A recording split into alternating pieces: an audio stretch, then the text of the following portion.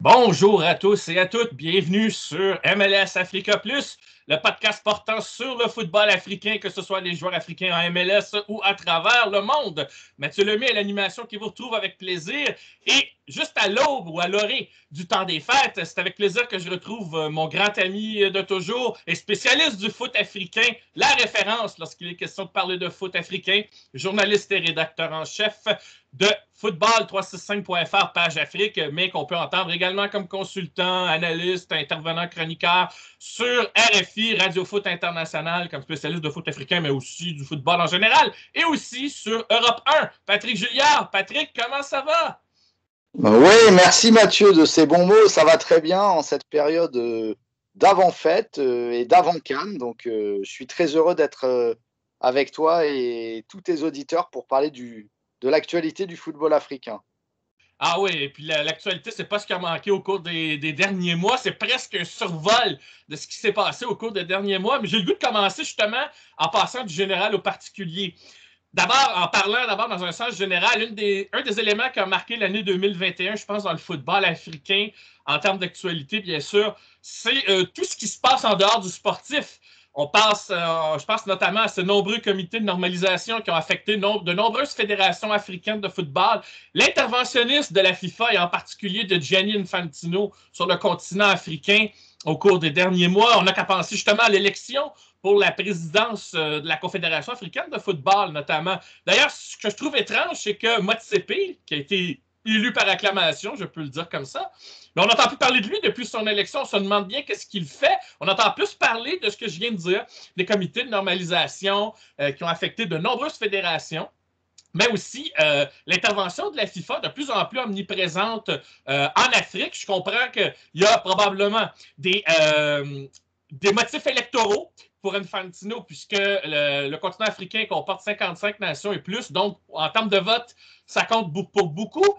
Mais je me demandais, dans ce sentiment de généralisation-là, est-ce qu'il n'y a pas non plus une façon de dire que l'histoire se répète encore plus en Afrique, dans la situation, c'est vrai qu'il y a une situation de pandémie aussi là, dont il faut tenir compte, mais est-ce que c'est pas non plus un sentiment de plus ça change, plus c'est pareil par rapport à ce genre de politique en Afrique, alors qu'on aimerait que ce continent-là, que les pays du continent voient leur football se développer, qu'ils aient plus d'autonomie. Puis on a le sentiment que, malheureusement, comme je disais, plus ça change, plus c'est pareil. Ouais, je partage ce sentiment, mais là, la situation est particulièrement catastrophique pour la CAF et le football africain en général. C'est-à-dire que la Confédération africaine de football n'a plus d'argent, elle est complètement exsangue financièrement et donc elle est d'autant plus dépendante des fonds FIFA, c'est-à-dire que bon, les fonds qui sont liés aux qualifications de la Coupe du Monde et à toutes les épreuves FIFA. Et Gianni Infantino, alors il est interventionniste, il a nommé, c'est pas lui qui l'a nommé, mais il a favorisé grandement l'élection de Motsepe à la tête de la Confédération africaine de football. Alors Motsepe, c'est un homme qui est un homme d'affaires très occupé par ailleurs, un richissime homme d'affaires sud-africain qui a beaucoup d'intérêts et de centres d'activité autres que le football. Et donc finalement, la personne qui est l'homme fort de la CAF aujourd'hui, c'est le secrétaire général Véron Mosengo Omba, qui est un Congolais, mais qui travaillait à la FIFA précédemment, et qui est lui l'architecte de du concept un petit peu de comité de normalisation. Précédemment, avant d'être secrétaire général de la CAF, un poste qui a été créé un petit peu sur mesure pour lui, il était un petit peu le monsieur Afrique de la FIFA, et c'est lui qui a mis en place les comités de normalisation de l'avant Motsepe. Et la tendance, effectivement, tu le soulignes à juste titre, la tendance n'a fait que s'accentuer ces derniers mois. Alors, pour certains cas, évidemment, il y a des situations de gabegie financière, voire de gabegie tout court dans les fédérations qui peuvent justifier une reprise en main, mais il n'est pas interdit aussi d'y voir une certaine manière de pousser des gens favorables à la FIFA parfois. Donc voilà, c'est des situations à analyser au cas par cas. Bon, il y en a beaucoup trop pour qu'on puisse le faire dans le détail, mais je pense qu'effectivement, tu as raison de dire que la FIFA est au sommet de son interventionnisme sur le continent aujourd'hui avec Infantino et la dernière, disons, le dernier pan de cette nouvelle architecture que la FIFA imagine pour l'Afrique, c'est de passer à une Coupe du Monde tous les 2 ans, Coupe du Monde à 48 équipes tous les 2 ans, donc ça voudrait dire qu'il y aurait 9 ou 10 équipes africaines à chaque édition de la Coupe du Monde. Ça voudrait dire donc que 9 ou 10 pays pour chaque édition toucheraient les fameux fonds FIFA qui sont très importants pour une fédération de pays africains à chaque édition. Donc ça voudrait dire 2 fois plus d'argent de la FIFA et même 4 fois plus puisqu'on passerait de 5 qualifiés africains aujourd'hui dans les éditions à 32 équipes à 9 ou 10. Donc c'est un enjeu financier énorme et c'est pour ça que Infantino il est en position de force parce qu'il sait qu'il va pouvoir faire ruisseler si son projet de Coupe du Monde tous les 2 ans va jusqu'au bout, c'est pas encore fait, mais il fait tout pour. Il va pouvoir faire ruisseler plus d'argent sur l'Afrique et pouvoir, dans un deuxième temps, dire aux pays africains, bon, vous avez maintenant beaucoup plus d'argent de la FIFA qui vous arrive, donc acceptez que la CAN à 24 équipes n'ait lieu que tous les 4 ans, parce que de toute façon, c'est compliqué à organiser. Peu de pays africains peuvent organiser une compétition avec 6 poules, 6 stades, 24 équipes. Et donc, voilà, c'est pour moi une hérésie, c'est-à-dire qu'il faudrait revenir à une CAN à 16 équipes, ça suffit largement pour un continent comme l'Afrique. 24 équipes, ça donne des matchs inintéressants, un tournoi trop long et voilà, beaucoup de temps faible. Et rester plutôt sur une Coupe du Monde tous les 4 ans, parce que la Coupe du Monde, c'est la plus belle épreuve du football de sélection. Il ne faut pas la banaliser en la rendant biennale, comme veut le faire Infantino, pour des raisons de droit télé et de finances. Donc, malheureusement, le dieu dollar commande et ça n'est pas prêt de s'arrêter, surtout en période de pandémie où les ressources des clubs et des fédérations ont tendance à se tarir. Et donc, ça fait que beaucoup de dirigeants sont d'autant plus attentifs au discours de la FIFA. Donc, forcément, la conjoncture, cyniquement, joue en la faveur des dessins de Gianni Infantino et de ses sbires. Ouais, c'est vraiment triste, mais malgré tout ça, comme tu dis, tu as prononcé le mot, le cynisme. Je pense que ça résume un peu le sentiment comme moi j'ai que beaucoup peuvent avoir par rapport à cette situation. Parce que je trouve ça absurde qu'on veuille faire une canne tous les 4 ans, puis la Coupe du Monde tous les 2 ans quand même.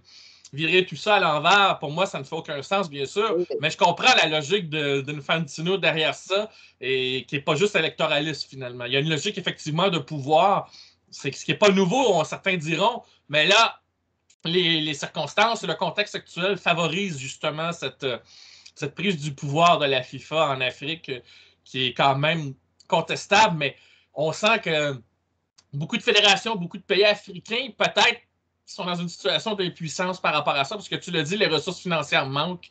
Il y a quelque chose, une forme de gabegie, comme tu disais, qui a malheureusement un peu noyauté à de nombreux endroits en Afrique et qui place ces pays en position de faiblesse par rapport à la FIFA en ce qui a trait justement de la gestion sportive. Et moi, je trouve ça, malheureusement, je trouve ça triste. Et le portrait du futur ne m'apparaît pas très lumineux, si je peux le dire comme ça. Enfin, on verra bien, on a toujours des surprises, mais ça ne s'annonce pas glorieux.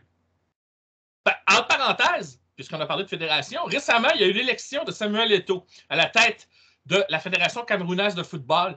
Qu'est-ce que tu penses de cette élection? Je comprends que le nom de Samuel Eto'o soit très connu et là, il y a d'autres joueurs qu'on mentionne. On parle de la possibilité de voir peut-être qui c'est Didier Drogba à la tête de la Fédération ivoirienne. On pense à mettre des gros noms à des anciennes gloires, des anciens joueurs peut-être à la tête de fédération pour justement soit redonner du lustre ou s'engager peut-être à faire à travers cette visibilité, à poser des actions. Mais personnellement, est-ce qu'un gros nom, ça signifie vraiment du mieux pour ces fédérations, et en particulier au Cameroun? J'aimerais t'entendre là-dessus sur l'élection de Samuel Eto'o à la tête de cette fédération camerounaise, Patrick. Oui, tout à fait. C'était un des événements majeurs de l'année, tu as bien fait de le souligner. Et c'est arrivé un mois avant le coup d'envoi prévu de cette CAN au Cameroun que le pays attend depuis 50 ans. Donc c'est d'autant plus symbolique et chargé d'importance médiatique, cette élection. Je pense que Samuel Eto'o a tiré justement les leçons de l'échec, au moins provisoire, de Didier Drogba, qui avait tenté d'être élu à la tête de la fédération ivoirienne et qui n'y était pas parvenu. Et ça avait donné lieu à des controverses qui avaient abouti à l'arrêt du processus électoral et à la mise sous tutelle de la Côte d'Ivoire. Eto'o, il a su être malin et un petit peu retourner certains des délégués qui étaient plutôt favorables au pouvoir en place. Il a fait une campagne de terrain, il a vraiment parlé à tout le monde, il a fait de la politique au sens noble du terme, et donc il en a recueilli des fruits. Après, moi, je suis pour qu'on donne une chance au produit, comme on dit, c'est-à-dire Eto'o, je suis ni pour ni contre. Bien au contraire. J'attends de voir. Ce qu'il a annoncé dans son programme, c'est assez ambitieux en termes de gouvernance, d'organisation du football, de relance des championnats et de la formation. Ça va dans le bon sens, tout ça. On ne peut être que pour. Maintenant, j'attends. Pour moi, il y a deux inconnus dans tout ça. C'est est-ce que il va appliquer et faire preuve d'une volonté forte d'appliquer ses promesses d'abord. Et secondement, est-ce que, disons, l'état profond du football camerounais ne va pas lui mettre des bâtons dans les roues parce qu'on sait que c'est un pays où le football est un enjeu important et où la capacité de nuisance de ceux qui ont perdu le pouvoir peut être forte.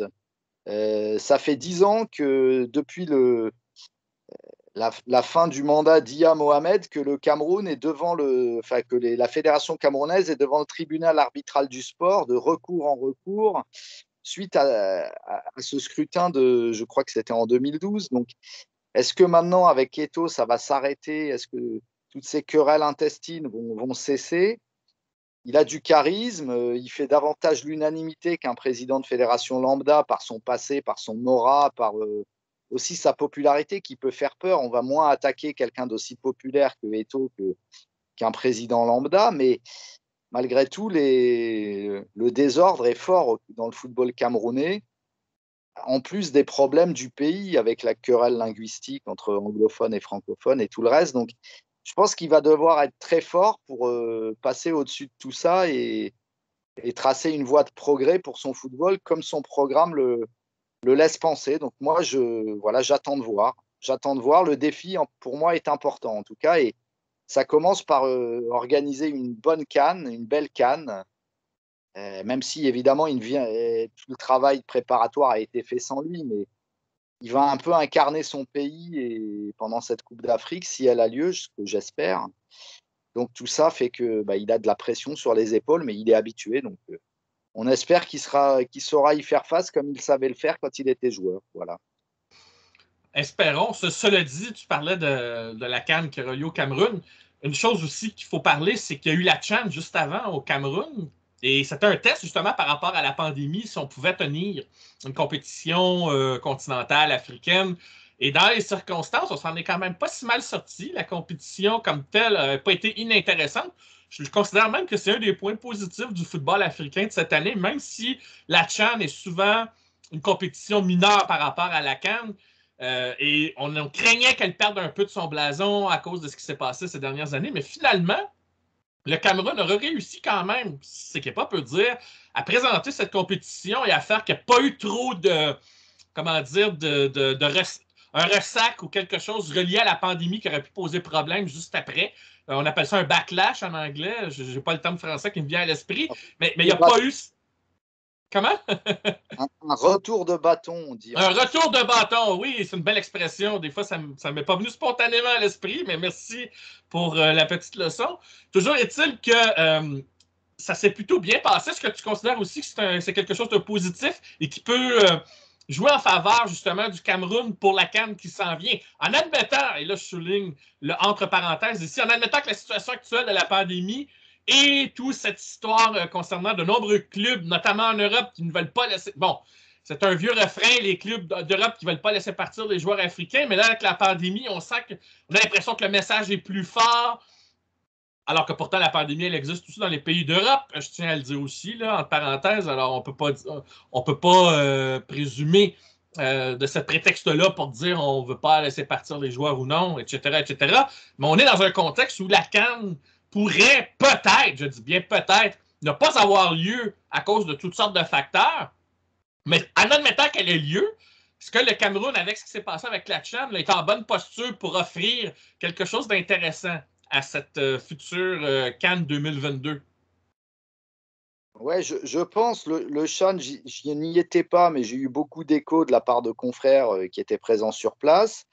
Ils m'ont décrit une ambiance. Bon, alors certes, il y avait la contrainte à l'époque, il n'y avait pas encore de vaccination, donc il y avait la contrainte des tests quotidiens ou au moins 2 ou 3 fois par semaine, qui c'est jamais très agréable bon, de faire ça aussi souvent, mais au-delà de ça, ils m'ont parlé d'une compétition bien suivie, agréable, où les gens n'étaient pas tiraillés par la peur du Covid, comme on a pu l'avoir en Europe, parce que le virus circule beaucoup moins en Afrique, et en particulier en Afrique centrale, qui a un climat chaud toute l'année. C'est la zone tropicale. Donc, on vit beaucoup plus en extérieur. Et donc, le virus est beaucoup moins virulent quand les gens sont en permanence en extérieur. C'est surtout dans les zones fermées qu'il prospère, le virus. Donc, ça favorise, disons, une circulation plus basse de ce virus. Et c'est pour ça aussi que beaucoup de gens au Cameroun ne se sont pas fait vacciner, outre le fait que le vaccin a mis du temps à arriver. Et Il y a aujourd'hui, les infrastructures de vaccination aussi. On en parle beaucoup en Afrique de façon générale. C'est quelque chose qui faciliterait la vaccination de masse, si je puis dire. oui, oui, bien sûr, mais beaucoup de gens ne sont pas très chauds pour se faire vacciner là-bas. Bon, moi, je ne suis pas là pour les juger, mais je pense que surtout, ce qui est compliqué, c'est que là, on a effectivement un gros coup de pression des clubs européens. Comme d'habitude, ils disent que la CAN est mal placée dans le calendrier. Alors, il faut dire qu'en passant de 16 à 24 équipes, on rajoute une semaine de compétition et quelques jours de préparation en plus. Et Donc, plus de joueurs. et plus de joueurs. Donc, c'est vrai que ça facilite pas, disons, les discussions, quoi. Ça contribue à braquer les clubs qui, rappelons-le tout de même, pendant la CAN, ils payent des joueurs pour ne rien faire, en quelque sorte, hein. Les joueurs continuent de toucher leur salaire et ne sont pas à la disposition de leur club. Donc, en tant qu'employeur, on peut comprendre, mais maintenant, la CAN est située en janvier, c'est pour des raisons climatiques. Maintenant, c'est vrai que le Cameroun a dévoilé un protocole très strict en 2 temps. On a d'abord parlé de tests PCR obligatoires pour tous les ou tests antigéniques pour tout le monde. Et ensuite, dans un deuxième temps, face au coup de pression des clubs, on est passé à vaccination plus test obligatoire, ce qui donne une CAN, ce qui met en perspective, qui donne le risque d'une CAN devant des stades quasiment vides, parce que le taux de vaccination au Cameroun est très bas. Il est inférieur à 10% dans la population. Donc, ça veut dire que des gens qui seraient allés voir des matchs en présentant un test négatif n'auront de toute façon pas le temps ni les moyens de se faire vacciner en temps et en heure pour assister à des matchs. J'ai un petit peu peur qu'on ait des scans devant des grands stades magnifiques, mais complètement vides. Et ça, bon, bah, ce serait un peu dommage. Donc, est-ce qu'on va peut-être qu'il va y avoir aussi de la triche, des gens qui vont présenter des faux certificats de vaccination. Enfin, je crains un peu ce genre de choses parce que on sent que la CAF panique devant la pression des clubs européens et on est passé à quelque chose de peut-être trop drastique par rapport à la situation épidémique, enfin à la situation de la pandémie au Cameroun. Euh, les tests pour entrer au stade me semblaient suffisants, mais j'ai l'impression que la CAF a voulu donner le change, donner des gages aux clubs européens.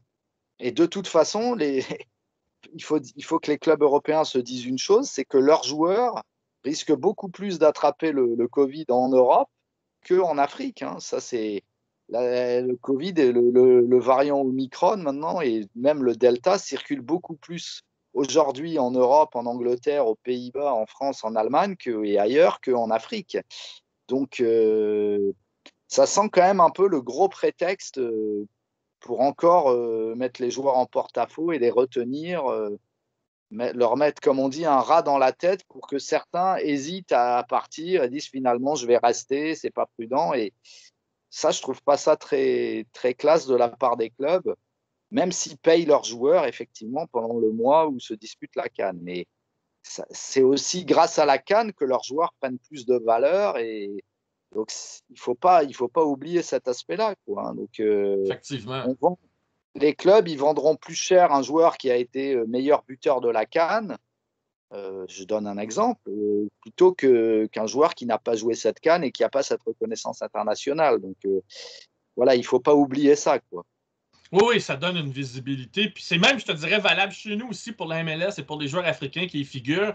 Quand l'un d'entre eux va jouer avec une sélection nationale et qui participe à cette compétition continentale, ça donne une visibilité. Et comme la MLS commence à vendre de plus en plus de joueurs maintenant, ben, c'est une valeur ajoutée qu'on ne peut pas négliger. Ça, c'est tout à fait évident. Tu as bien fait de le souligner. Et je trouve ça dommage que dans l'analyse des choses, on ne tient pas compte de tous les éléments, tous les aspects, tous les facteurs. Il y a toujours des éléments qu'on oublie dans l'analyse, dans la vision de la situation. Et beaucoup de clubs pensent souvent à eux. Mais tu l'as dit, maintenant, l'épicentre de l'épidémie, là où ça se répand beaucoup, c'est malheureusement sur le continent européen. Et ça s'en vient même chez nous aussi. C'est rendu que dans le sport professionnel, on est en train justement de mettre des pauses sur des matchs parce que là, il y a des athlètes qui l'attrapent, qui sont mis à attraper le virus maintenant. Je sais qu'il est en Europe, mais chez nous, j'en profite pour le dire, en Amérique du Nord, dans à peu près tous les sports, au moment où ça se pratique, la majorité se pratique en ce moment, là, mais il y a des cas qui sont en augmentation, en même temps qu'il y a les cas qui sont en augmentation pour la population. C'est quasiment, comment je dirais ça, c'est quasiment un parallèle. Et là, avec la pause des fêtes, la plupart des ligues professionnelles pensent à mettre une pause. Il y a des équipes qui sont déjà mises de côté parce qu'ils ont trop de joueurs qui ont été atteints de la COVID. Et là, malheureusement, ben, on est dans une situation où on jette un peu l'opprobre sur l'Afrique parce qu'on dit ah ben oui, le variant Omicron, il vient d'Afrique du Sud, par exemple. C'est ce qu'on va dire. Je veux bien. Et c'est vrai que la vaccination, quand il n'y a pas assez de gens, ça facilite la création de variants, mais en même temps, de la façon que les choses circulent, on ne peut pas négliger le fait que c'est pas. On ne peut pas dire c'est de la faute de l'Afrique quand même. Et on ne peut pas leur jeter un sentiment de culpabilité pour justifier justement le fait que on vit une situation présente, surtout dans un contexte où on semble avoir mis des mesures en place. Enfin, oui, tu voulais intervenir là-dessus. Oui, surtout que l'Europe et l'Amérique du Nord, il y a une certaine hypocrisie parce que on a tendance à dire ah oui, les variants viennent toujours d'Inde ou d'Afrique ou de Chine, de l'hémisphère sud, disons. Mais les brevets pour les vaccins ne sont pas libérés par ces pays-là. Enfin, on n'a pas libéré les brevets pour que ces pays puissent fabriquer leur vaccins. Et ça ne facilite pas les choses, quoi. C'est-à-dire que, évidemment, les pays riches vont acheter des doses de vaccins en priorité pour leur population à eux. Et on laisse surtout des miettes aux autres pays au lieu de libérer des brevets pour qu'ils puissent eux-mêmes plus rapidement. Et voilà. Et ça, une pandémie, c'est quelque chose de mondial. On pourra vacciner, quand les pays du nord, de l'hémisphère nord, ils en sont à des taux de vaccination de 70 ou 80%, ce qui évite des grosses catastrophes et qui est largement déjà beaucoup mieux. En un an, on a fait beaucoup d'efforts, mais si l'hémisphère sud en reste à 5 ou 10%, les problèmes ne vont pas s'arrêter de sitôt. Donc, il faut avoir une vision un peu globale des choses et malheureusement, chacun raisonne un peu pour soi, quoi. Et c'est un peu regrettable à l'heure où on parle que de multilatéralisme et de mondialisation qu'on n'ait pas une vision mondiale de là où ça serait utile, hein. Plus utile que d'importer du soja transgénique d'Amérique du Nord. Là, pour le coup, la mondialisation, ça serait utile, hein. Voilà, c'était mon petit coup de gueule. Mais enfin, là, on s'éloigne un peu du football. Non, c'est vrai. Mais justement, peut-être pour conclure sur cet aspect-là, je pense que la Confédération africaine de football a publié, corrige-moi si je me trompe, des directives, parce que pour l'instant, la CAN, elle n'est pas annulée. Et je pense qu'elle a publié des directives, justement, par rapport à comment ça va avoir lieu. Tu as parlé, tu en as glissé un mot un petit peu sur vaccination et tests. Mais est-ce qu'on a d'autres précisions par rapport à ça, certaines des règles à suivre, juste pour apporter un peu de clarté là-dessus? Oui, absolument. Alors, on a parlé pour le public, hein, donc vaccination et test pour entrer au match. Mais il y a aussi pour les joueurs, c'est-à-dire que les joueurs, évidemment, comme maintenant dans tous les sports, il y a des tests réguliers, mais le Cameroun a annoncé que ce serait fait par des organismes de très haut niveau, sans préciser lesquels, ils n'ont pas encore donné les détails, mais que tout serait fait pour que ça se passe de manière fluide et qu'il n'y ait pas de risque de soupçon de tests truqués pour affaiblir telle ou telle équipe, comme on l'a malheureusement vu avec le fameux match Sierra Leone-Bénin, qui restera pour moi le pire moment de l'année en matière de football africain. On pourra en reparler de ce match-là parce que le prochain sujet, justement, ce sont les qualifications pour la Coupe du Monde au Qatar pour le continent africain. Est-ce qu'il y a d'autres règles rapidement là, qu'il faudrait retenir aussi par rapport à cette compétition de la CAN? Des règles que la CAF a mises ou qui te semblent, selon toi, couler de source? Peut-être une ou deux pour terminer? Sur le Covid, Ouais. bah, moi, en l'état actuel de la pandémie en Afrique, ce qui est prévu me paraît suffisant. Le tort de la CAF, c'est peut-être d'avoir un petit peu trop tardé à communiquer là-dessus, alors que les clubs européens commençaient à s'inquiéter et à mettre la pression.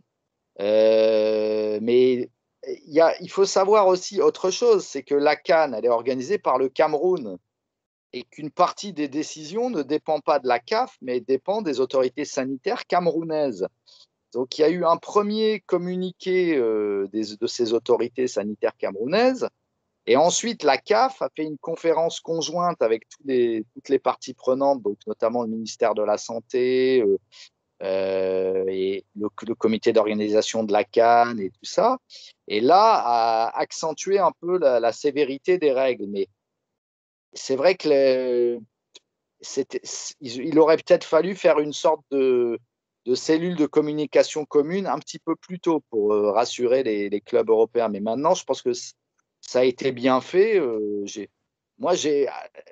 ce que je sais de la situation de la pandémie au Cameroun, ça me semble suffisant. Il n'y a pas, répétons-le, aujourd'hui, l'épicentre de l'épidémie est plutôt dans l'hémisphère nord qu'en Asie ou en Afrique. Donc, c'est plus vers ces pays-là qu'il faut s'inquiéter.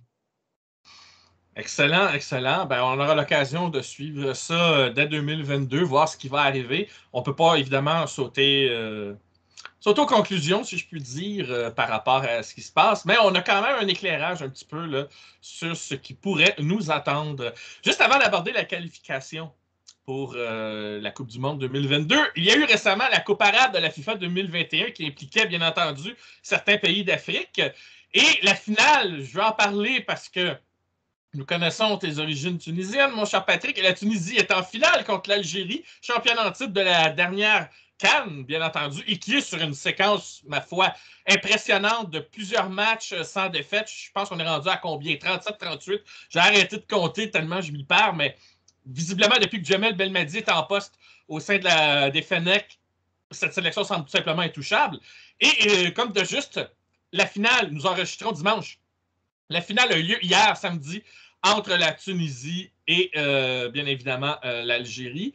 La compétition avait lieu au Qatar, je tiens à le préciser. Et voilà, l'Algérie qui remporte la finale 2-0 contre la Tunisie. D'après toi, je suppose que tu vas me dire que c'était mérité, mais j'aimerais quand même que tu nous parles du parcours de la Tunisie parce que je ne suis pas certain qu'on voyait cette sélection en finale face à l'Algérie qui était quand même grande favorite dans cette compétition. Alors, grande favorite, l'Algérie, pas tout à fait, hein.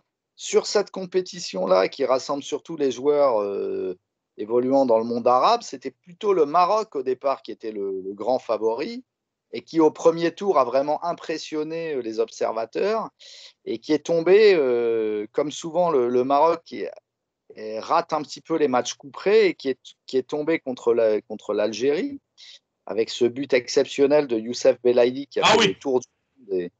Et pas prêt d'arrêter de regarder quand même, parce qu'une frappe comme ça, tendue, lobée de 45 mètres, on n'en voit pas tous les jours.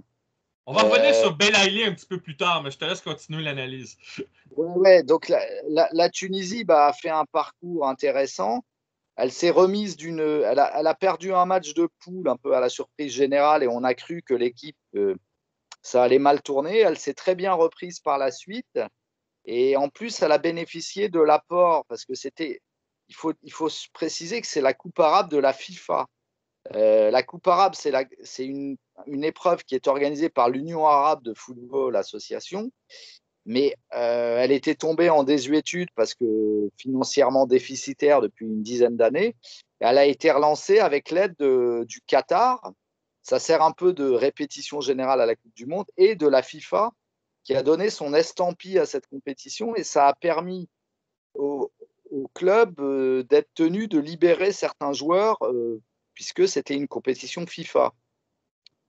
Donc la Tunisie a bénéficié à partir du deuxième tour de l'apport de joueurs qui n'évoluent pas dans des pays arabes, donc notamment l'excellent défenseur central Montassar Talbi qui joue au Rubin Kazan et le non moins excellent latéral droit Mohamed Drager qui est un germano-tunisien qui joue à Nottingham Forest, qui a joué en Bundesliga, comme je sais que Mathieu tu suis de près ce championnat, qui a joué à Paderborn en Bundesliga il y a 2 saisons, qui est un très bon joueur, bon latéral droit.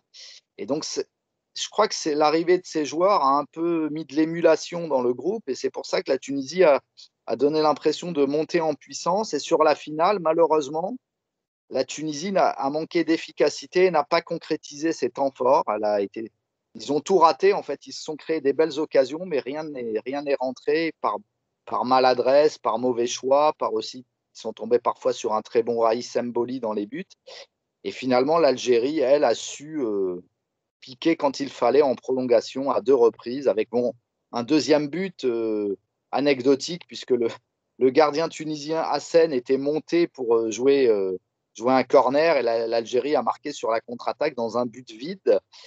Et ce gardien, Moez Hassen, que je connais bien, puisque c'est un gardien formé à l'OGC Nice, je l'ai trouvé, j'ai été un peu stupéfait de son absence de réaction sur le premier but de Sayoud, on a l'impression qu'il est ébloui par quelque chose. Le ballon lui arrive plein cadre et il n'esquisse aucun geste et le ballon rentre. Donc, je ne sais pas s'il a eu un flash dans les yeux, si s'est passé quelque chose, mais j'ai été un petit peu stupéfait par son absence de réaction, en fait. Il a été comme transpercé par cette frappe qui était très forte, mais il n'était pas masqué, il l'a vu partir. Donc, ça me pose un peu de questions là-dessus et c'est quelque chose qui m'inquiète pour l'équipe de Tunisie à la CAN parce qu'évidemment, elle va bénéficier du retour de joueurs comme Wabi Kazri ou Skiri s'il est remis de sa blessure, que tu connais bien, qui joue à Cologne, qui est un super milieu récupérateur, qui permet vraiment de faire remonter le bloc et de jouer plus haut. Bon, elle va bénéficier du retour de ces excellents joueurs, mais il y a un vrai déficit de talent au poste de gardien de but en Tunisie. Et c'est très inquiétant parce que historiquement, c'était un pays qui avait toujours d'excellents gardiens de but. Et là, je trouve qu'ils sont dans un vrai creux à ce niveau-là. Et ça m'inquiète un petit peu pour la Coupe d'Afrique. C'est quelque chose qui revient souvent quand tu parles de la Tunisie, la question des gardiens. Je remarque ça, c'est une récurrence chez toi.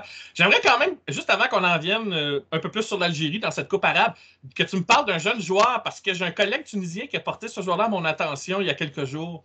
Et il s'agit d'un jeune de 18 ans qui en est à ses premières armes avec la sélection nationale tunisienne, Hannibal Mejbri, qui est avec Manchester United. Il n'a que 18 ans. On peut le reconnaître par sa flamboyante coupe de cheveux, bien sûr.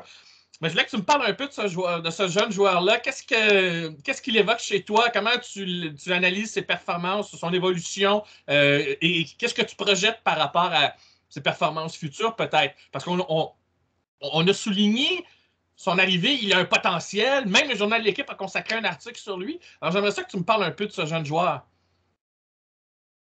Oui, c'est absolument très bonne idée parce que c'est pour moi peut-être avec Mohamed Dreger dont j'ai parlé avant, qui a vraiment bien pris sa place sur le côté droit. C'est pour moi la grande satisfaction de de la Tunisie sur cette Coupe arabe, un jeune joueur qui a été recruté, entre guillemets, parce que c'est un binational, donc qui aurait pu aussi choisir de représenter la France, son pays natal, et qui a été recruté notamment par Slim Ben Othman, qui est un petit peu qui supervise les joueurs binationaux et qui travaille en faveur de la Tunisie auprès d'eux.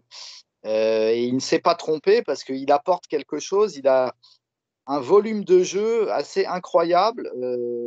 On a du mal à savoir quel est son poste quand on le voit jouer parce qu'il se multiplie aux quatre coins du terrain. Il est très juste techniquement, il voit bien le jeu, mais il peut aussi éliminer balle au pied sur un petit crochet quand c'est nécessaire. C'est un joueur complet. Et alors, c'est pas uniquement à cause de sa chevelure, mais dans le style de jeu, dans le registre, il me rappelle un peu Matteo Guendouzi. C'est-à-dire que c'est un milieu un peu tout-terrain qui couvre beaucoup de terrain.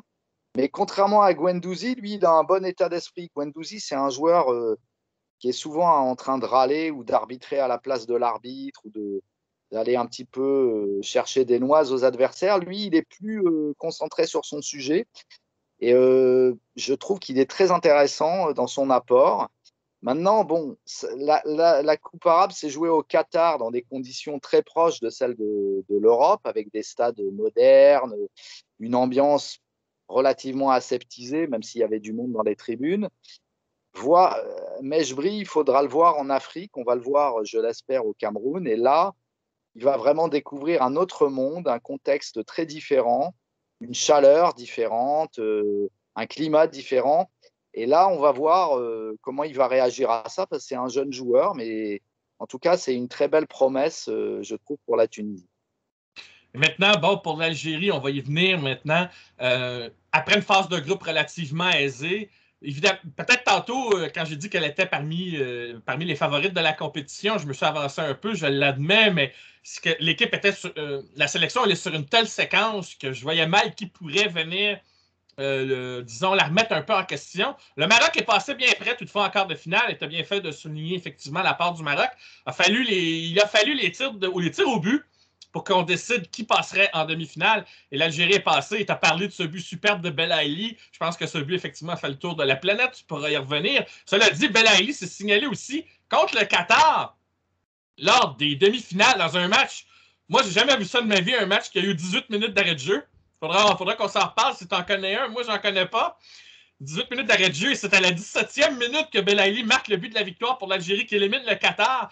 Le Qatar qui était venu participer à des compétitions ici chez nous, notamment en Amérique du Sud.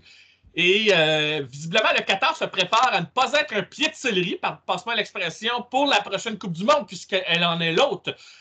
Et dans ce tournoi-là, elle a encore une fois signalé à son attention qu'il va falloir compter sur elle, sur cette sélection, pour dire attention, on ne sera peut-être pas une proie facile à prendre.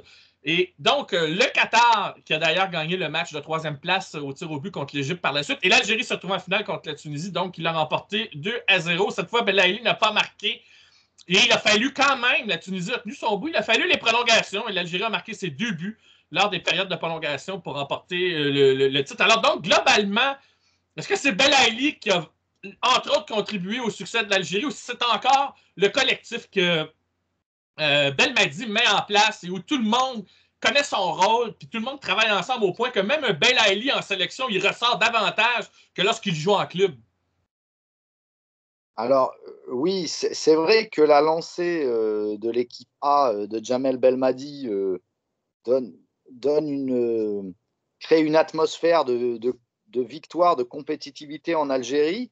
Mais là, c'est l'équipe qu'on a vue lors de cette Coupe arabe de la FIFA n'était pas coachée par Jamel Belmadi, c'était Majid Bouguera, le sélectionneur de cette équipe, qui est en fait ce qu'on appelle l'équipe A', c'est-à-dire l'équipe qui est normalement constituée de joueurs évoluant en Afrique.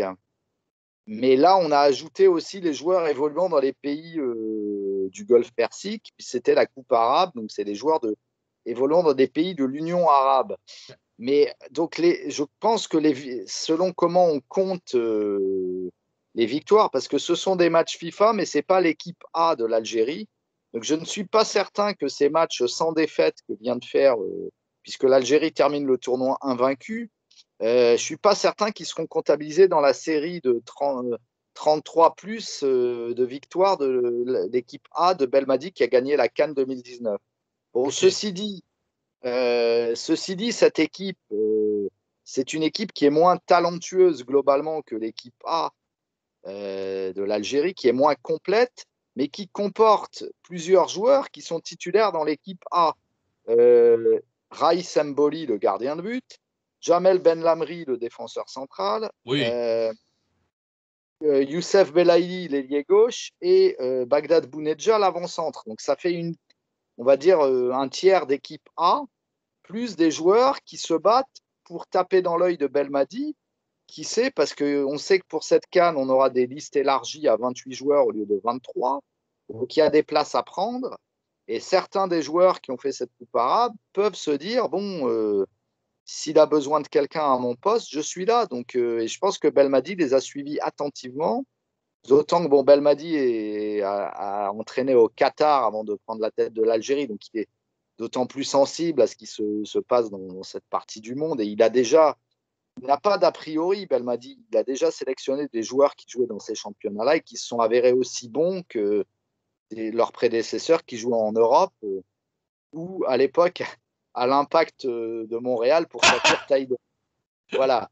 Mais donc. Entre parenthèses, je peux te dire qu'il y a des partisans algériens à Montréal qui aimeraient que Belaïli tombe dans l'œil du directeur sportif du CF Montréal, puisque maintenant le club s'appelle comme ça, parce qu'on a une petite faiblesse à gauche, et aussi parce que Belaïli, après ce qu'il vient de faire, la communauté algérienne l'accueillerait à bras ouverts à Montréal. Je sais que c'est rêvé, mais on ne s'interdit pas de rêver, parce que justement, le joueur est sans contrat. Il a, je pense, rompu son contrat avec son club du Qatar. Mais je comprends, par contre, et ça, tu pourras y répondre, qu'il y a des clubs français qui aimeraient peut-être acquérir ce service. Toutefois, il est meilleur en sélection qu'en club, même si en club, il est très bon aussi. Là.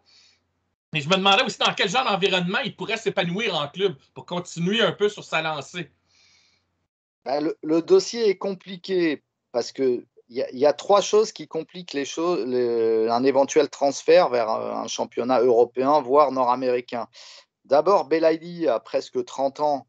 Donc, alors, même s'il est libre, les clubs souvent préfèrent miser sur des joueurs jeunes qui pourront revendre.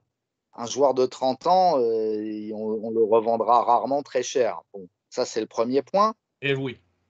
Le deuxième, c'est que Belaïdi est un joueur qui est géré par dont l'agent est le propre père et c'est un dossier compliqué parce que il y a beaucoup d'intermédiaires dans le dossier. Souvent, beaucoup de gens viennent dire dans les transferts qu'ils ont le mandat pour Youssef Belaïdi.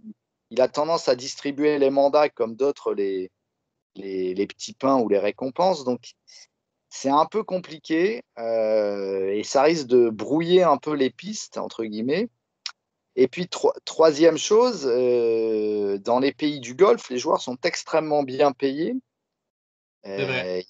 Il n'y a pas de salaire inférieur à 50 000 euros dans ces clubs-là. Et Belaïli, c'était largement au-dessus. Donc, il faut un club au rein solide pour, à moins que le joueur fasse des sacrifices financiers, ce qui m'étonnerait parce que il est plutôt dans les dernières années de sa carrière, donc il va plutôt chercher à optimiser ses dernières années. Tout ça, ça fait mis bout à bout, ça fait beaucoup de conditions. Et moi, très honnêtement, je sais qu'il va être approché par des clubs européens. On parle aujourd'hui de Montpellier, ça a l'air. Il a visiblement été sondé par Montpellier en France. Mais je pense qu'il pourrait aussi choisir un autre club au Qatar ou en Arabie Saoudite parce qu'il a l'habitude de ce contexte-là, parce qu'il a trouvé une forme d'épanouissement là-bas, sportivement, et parce que ces clubs-là ont largement les moyens de lui donner autant, voire plus, que ce qu'il avait au Qatar Sports Club. Donc voilà, je reste circonspect sur un éventuel transfert de Belaïli, mais évidemment, en MLS, il ferait lever les foules, Belaïli. Bon, vous aviez à ce poste, je crois que vous aviez Piatti. Hein, Il y a quelques années quand même, mais d'ailleurs, pour la petite années, histoire, si tu n'es pas déjà au courant, Piatti a officiellement annoncé sa retraite comme joueur. Oui, Il évolue en Argentine et on espère qu'il y aura une vraie cérémonie ici à Montréal. Il paraît-il qu'il était de passage ou qu'il va être de passage à Montréal, puisque Piatti, même s'il est très près de sa famille en Argentine, il a développé des attaches ici, il a même appris le français. Et les gens qui ne le connaissaient pas là, avant qu'il arrive, on se sont mal appréciés et vraiment, on l'a vraiment placé sur un statut de joueur vedette, ce qui était mérité. Il a régulièrement été parmi les 10 meilleurs joueurs de la MLS à chaque fois qu'il était là, même s'il n'y avait pas grand joueur autour de lui qui aurait permis, je pense, au club de profiter de la présence de Piatti pour aller chercher peut-être un titre majeur, quelque chose dans ce style-là. Mais toujours est-il qu'il aura fait lever les foules, effectivement, sur le flanc gauche. Et comme on a une place de joueur désigné qui est encore libre, on pensait, il y a la communauté algérienne qui a dit bon, on aimerait ça avoir Belaïli. Pas qu'on n'a pas aimé Safir Taider, c'est pas ça du tout l'idée, mais tu sais comment ça fonctionne. On aime parfois avoir des représentants de notre nationalité. La communauté ivoirienne s'est beaucoup excitée quand Didier Drogba est venu à Montréal, par exemple. Donc, on ne fera pas exception.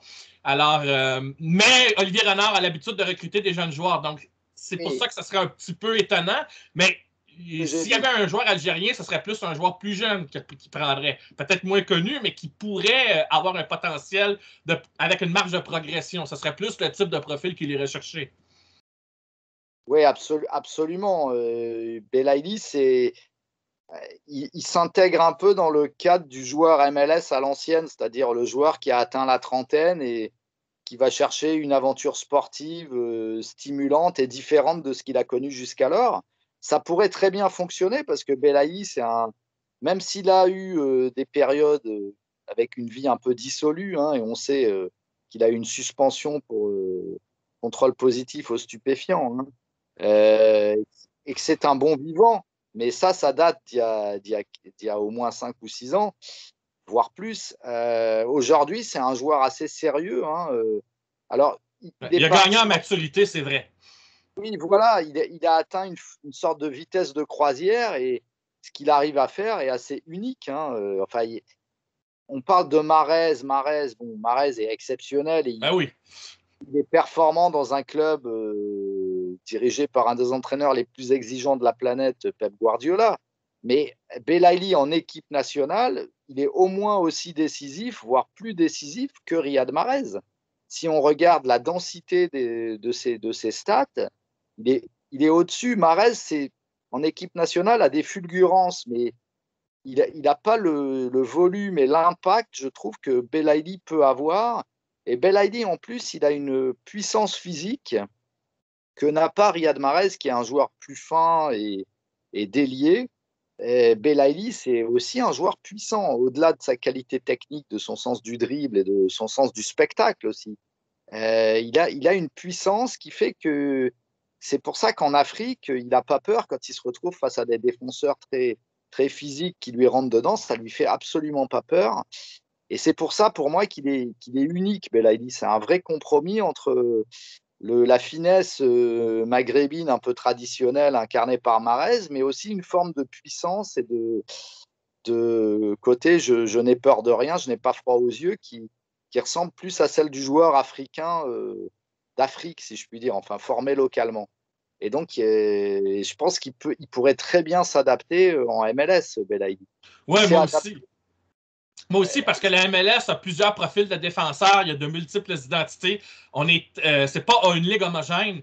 Belaïli sera confronté à différents profils devant lui, mais comme dans sa description, son propre profil à lui, il a les moyens de s'ajuster à différentes circonstances et malgré son âge, je pense qu'il pourrait faire un bon 3-4 ans en MLS s'il venait et marquer les esprits. Parce que je pense qu'on le constate, en club, il n'a pas la même visibilité qu'un Mahrez. Et c'est vrai que Mahrez joue en Europe, ça aide aussi. Tu parlais de finesse tantôt. Et tu as parlé un peu là, du passif de Belaïli il y a 4-5 ans. Mais est-ce que, pour conclure sur lui, est-ce qu'il y a une autre raison pourquoi en club, il n'a pas cette visibilité qu'il a en sélection ou en sélection? Il ressort du lot pratiquement à chaque fois qu'il est là. Bah, je pense qu'en sélection, il est dans une bulle. Il est soustrait à son entourage quand il est en sélection. Il ne dépend que, il ne dépend que des directives de son sélectionneur. Il n'y a pas d'intermédiaire, d'interférence. Il n'y a pas d'histoire de contrat à renégocier, de salaire à discuter. Et en club, il a eu une carrière, comme son agent est son propre père, il y a une part d'affectif, il y a une part peut-être d'affectif mal placé, je dirais, parce que on peut être aimé par son père, mais travailler avec lui, c'est toujours compliqué. Qui fait qu'à mon avis, ça a dû jouer en sa défaveur. Et bon, en plus, il y a autre chose, c'est que son aventure européenne à Angers, elle a tourné court, parce qu'il a été recruté juste après sa suspension de 2 ans. Donc Ouais. physiquement, il était au plus bas. C'est-à-dire quand on revient après 2 ans d'inactivité, même si on a pu s'entretenir individuellement, on ne peut pas retrouver ces sensations comme ça en Ah oui. deuil. Et donc, ils ont eu sa mauvaise période, en fait.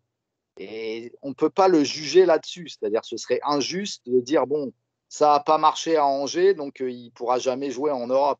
C'est faux. Maintenant, par contre, ça peut amener certains clubs à hésiter. Ouais. Ça, c'est autre chose. C'est Outre vrai. son âge, qui fait que les années tournent et qu'il est plus tout jeune. Hein. Donc, Ouais. mais je pense que vraiment que pour la MLS, ça serait un pari fantastique de prendre Belaïli parce que pour le rayonnement international d'un club comme le CF Montréal, un Belaïli est exceptionnel. Ouais, Euh, je pense aussi que le cadre à Montréal, un peu comme quand Victor Wanyama est arrivé comme joueur désigné, il amène une forme d'expérience et de leadership, parfois silencieux, parfois par les actes, mais parfois par les paroles aussi. On a vu Wanyama le faire un petit peu cette année notamment. Euh, il amène une dimension, il amène quelque chose qui rejaillit sur les jeunes autour.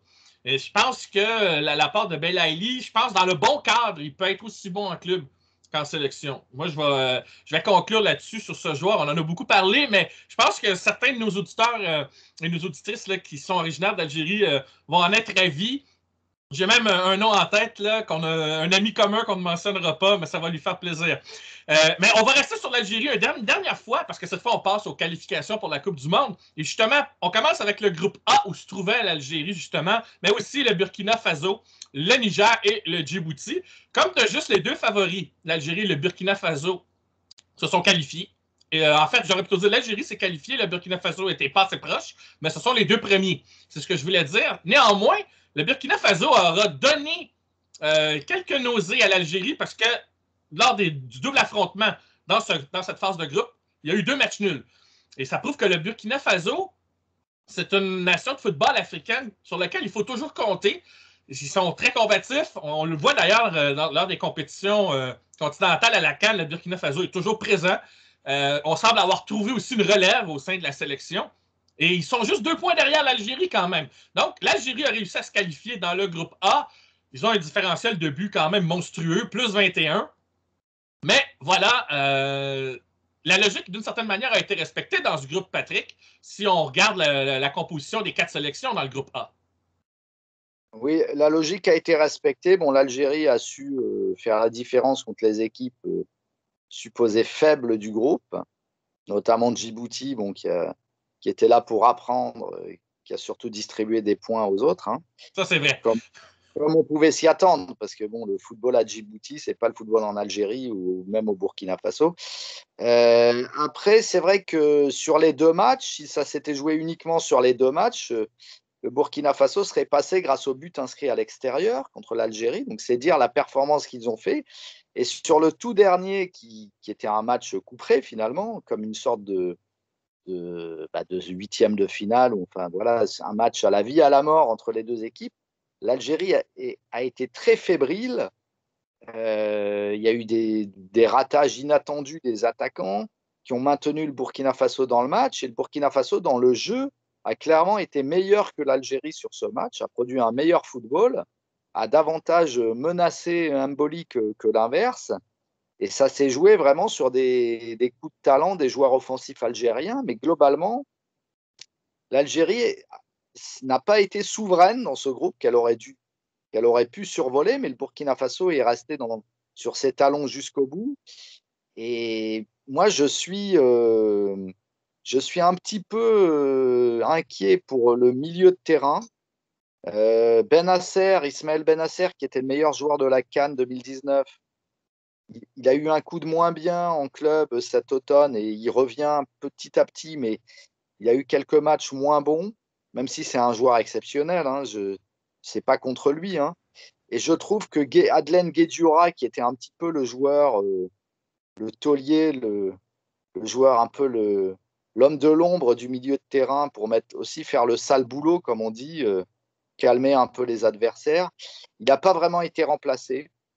Et ça manque un peu de muscle maintenant au milieu dans cette équipe d'Algérie. Mais ça, je pense que Belmadi en est conscient et il y a peut-être des solutions qu'il va trouver. Peut-être que je suis pas très convaincu par Zerouki, là, le joueur qui vient du championnat des Pays-Bas. Je trouve que c'est un bon joueur, mais il manque un peu d'agressivité pour les joutes africaines. Donc peut-être qu'on verra un Haris Belkebla qui avait été privé de la CAN 2019 pour avoir montré ses fesses dans une vidéo sur Skype, que nous ne ferons pas tout de suite. C'était une petite blague potache, mais ça avait été très mal pris par les dirigeants de la fédération algérienne. Bon. Et il y a aussi Ben Debka qu'on a vu récemment à la Coupe arabe, qui est très intéressant aussi. Donc, je pense que Belmadi a peut-être des cartes à jouer dans ce secteur-là. À part ça, l'Algérie reste une équipe redoutable par le talent exceptionnel de ses joueurs offensifs. Et par aussi, sans avoir un talent exceptionnel, mais une grinta, une combativité incroyable pour ce qui est des buteurs Slimani et Bounedjah. Donc, ça fait beaucoup de points forts pour une équipe et c'est pour ça que l'Algérie reste favorite de la prochaine CAN, à mon avis. Oui, et aussi, il va falloir la surveiller, puisqu'on parle des qualifications de la Coupe du Monde. L'Algérie en Coupe du Monde, en général, ça fait écarquiller des yeux à chaque fois. Hein? Ça fait rêver quand même si, en quelque part, ils n'ont pas gagné de titre encore. On se rappellera de 1982 et aussi, bien sûr, 2014, notamment. Je pense que c'était une des sélections qui nous avait fait lever de notre siège pour toutes sortes de raisons, mais qui, dans toutes sortes, on ne viendra pas, on ne fera pas l'histoire, mais il y a eu des jeux de coulisses, puis il y a eu aussi des circonstances sportives de l'un ou à l'autre des compétitions qui ont fait que l'Algérie ne soit pas allée plus loin, probablement. Mais ce retour en Coupe du Monde, c'est certain que tout le monde en Algérie doit être content à l'heure actuelle. Dans le groupe B, eh bien, on a ton pays, la Tunisie, avec la Guinée équatoriale, la Zambie et la Mauritanie. La Mauritanie qui a été la grande déception du groupe B. On parle d'un pays qui, quand même, avait fait la CAN et s'en était pas trop mal tiré en 2019. Mais là, depuis ce temps-là, on sent qu'il y a une stagnation et même une descente. Et ses qualifications dans le groupe B le démontrent, puisque la Mauritanie a terminé bonne dernière, la Zambie est troisième. Et c'est la Guinée équatoriale qui est deuxième à 2 points derrière la Tunisie qui s'est qualifiée en tête du groupe B. Ça s'est joué donc entre la Tunisie et la Guinée équatoriale. Cela dit, contrairement entre l'Algérie et le Burkina Faso, la Tunisie a connu une défaite. Et la Guinée équatoriale aurait pu aussi ravir dans le dernier droit peut-être une position, mais la Tunisie a finalement assuré au final pour obtenir sa qualification pour la Coupe du Monde 2022. Ouais, c'est-à-dire que la Tunisie a été battue à l'avant-dernière journée à Malabo par la Guinée équatoriale. C'était un coup d'arrêt. Elle aurait pu se qualifier dès cette 5e journée. Et ensuite, elle avait besoin de gagner contre la Zambie à domicile et elle l'a fait avec autorité, dirons-nous, sans trembler une seconde, en menant très vite, en prenant d'emblée, sans céder à une forme de fébrilité comme l'a fait l'Algérie. La Zambie était peut-être évidemment pas au niveau du Burkina Faso, hein, il faut le dire.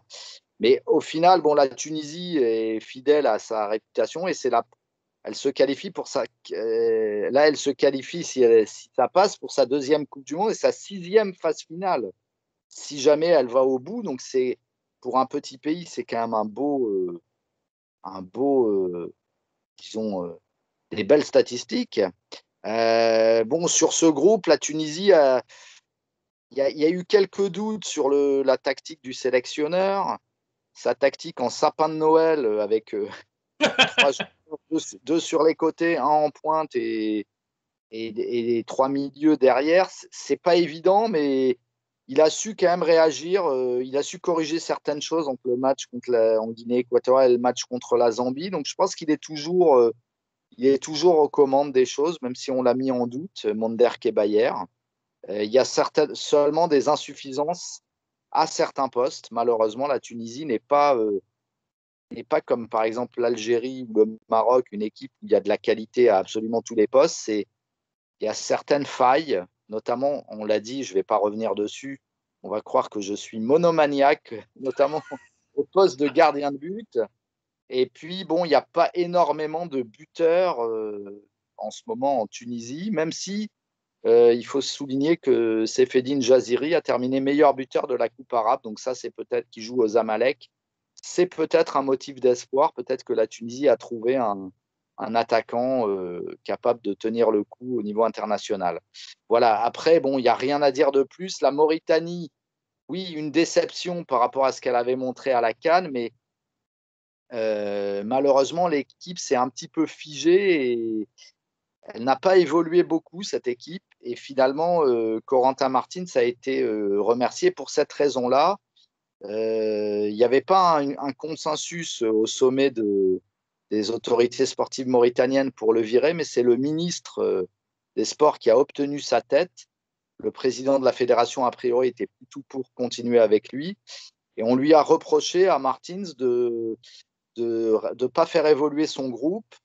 C'est un petit peu vrai, hein, il faut le dire, et notamment de retenir des joueurs qui ne jouaient pas en club, voire qui étaient sans club, qui étaient chômeurs. Et ça, c'est un petit peu mal passé parce que, bon, déjà, sportivement, c'est un peu contestable de retenir un joueur qui ne joue jamais. Et ensuite, beaucoup de dirigeants mauritaniens trouvaient que Martins n'allait pas assez regarder les joueurs locaux, le championnat. Donc ça, bon, moi, je ne jugerai pas, mais ça a pu créer une certaine irritation qui a abouti à ce limogeage. Mais je ne suis pas certain que son successeur, Didier Gomez, ait toutes les cartes en main pour redresser la barre rapidement. Mais on verra bien à la CAN. J'en profite pour dire aux gens, allez écouter l'entrevue qu'a donnée Corentin Martins il y a quelques mois sur le podcast En dehors de ma surface, En dehors de la surface, qui est une série d'entrevues sur des gens qui travaillent à l'étranger ou qui connaissent divers parcours, joueurs, entraîneurs ou personnel technique. C'est très intéressant. Corentin Martins a fait partie des invités et c'est très intéressant d'écouter ce qu'il avait à dire, notamment sur son expérience en Mauritanie, mais aussi son expérience antérieure. Groupe C, on retrouve le Nigeria, le Cap-Vert, le Libéria et la République centrafricaine. Ça s'est joué entre le Nigeria et le Cap-Vert, ce classement, et c'est finalement le Nigeria qui s'est qualifié. Tantôt, j'ai dit qualifié pour la Coupe du Monde, mais je me suis trompé. Il y a un dernier tour ultime à jouer, donc qualifié pour le dernier tour, en fait. Voilà, je me corrige. C'est le Nigeria qui s'est qualifié, mais là aussi, seulement 2 points d'avance sur le Cap-Vert. Le Cap-Vert qui continue de progresser, mon cher Patrick. Moi, d'ailleurs, j'en profite pour souligner, toujours MLS oblige, un joueur du Cap-Vert, Yamiro Montero, qui joue à Philadelphie et qui m'impressionne de plus en plus. C'est un élément stabilisateur au milieu de terrain, entre les deux surfaces. Il est vraiment très bon.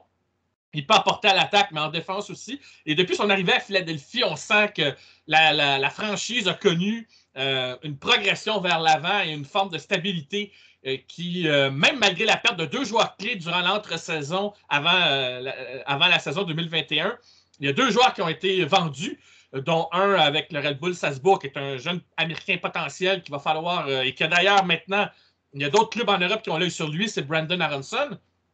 Bref, Philadelphie a perdu 2 gros éléments, mais Montero était toujours là. Il y avait une question familiale concernant ce joueur parce que bon, sa famille devait venir le rejoindre aux États-Unis. Ça a été compliqué à cause de la pandémie. Il a failli quitter Philadelphie. Finalement, ça ne s'est pas fait, heureusement. Et moi, je me disais, le Cap-Vert, qui a une bonne sélection, pourrait encore renforcer son effectif s'il lui fait confiance, à moins qu'il ne soit déjà là. Je n'ai pas vérifié. Mais Yamiro Montero, en tout cas, il est emblématique, selon moi, en partie de ce que présente l'évolution du Cap-Vert. Et cette qualification, même si le Cap-Vert il a échappé derrière le Nigeria, c'est encourageant pour le futur, alors que du côté du Nigeria, oui, on est qualifié pour le dernier tour. Toutefois, Gary Notre n'est plus le sélectionneur du Nigeria, Patrick. J'espère que j'imagine que tu as un commentaire aussi à formuler là-dessus, aussi bien sur la montée en puissance du Cap-Vert que le départ de Gernot comme sélectionneur du Nigeria, où on sent que les jeunes joueurs de la sélection, le potentiel qu'on avait vu, notamment à la dernière CAN, la marge de progression qu'on croyait voir, ça semble prendre du temps avant de se déclencher. On a l'impression que l'équipe a stagné un petit peu, malgré que le Nigeria est terminé en tête du groupe C. Oui, oui, alors sur la montée en puissance du Cap-Vert, je ne suis pas sûr qu'ils soient en montée en puissance. Ils sont sur la lancée. Ils s'étaient qualifiés pour la CAN en faisant un finish dévastateur dans leur groupe, alors qu'ils avaient très mal commencé.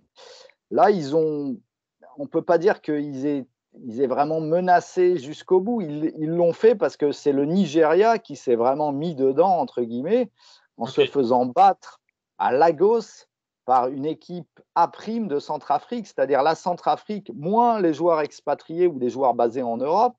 Et cette équipe-là s'est imposée à Lagos 1-0 avec un but d'un joueur qui joue avant-centre dans un club de National 2 en France.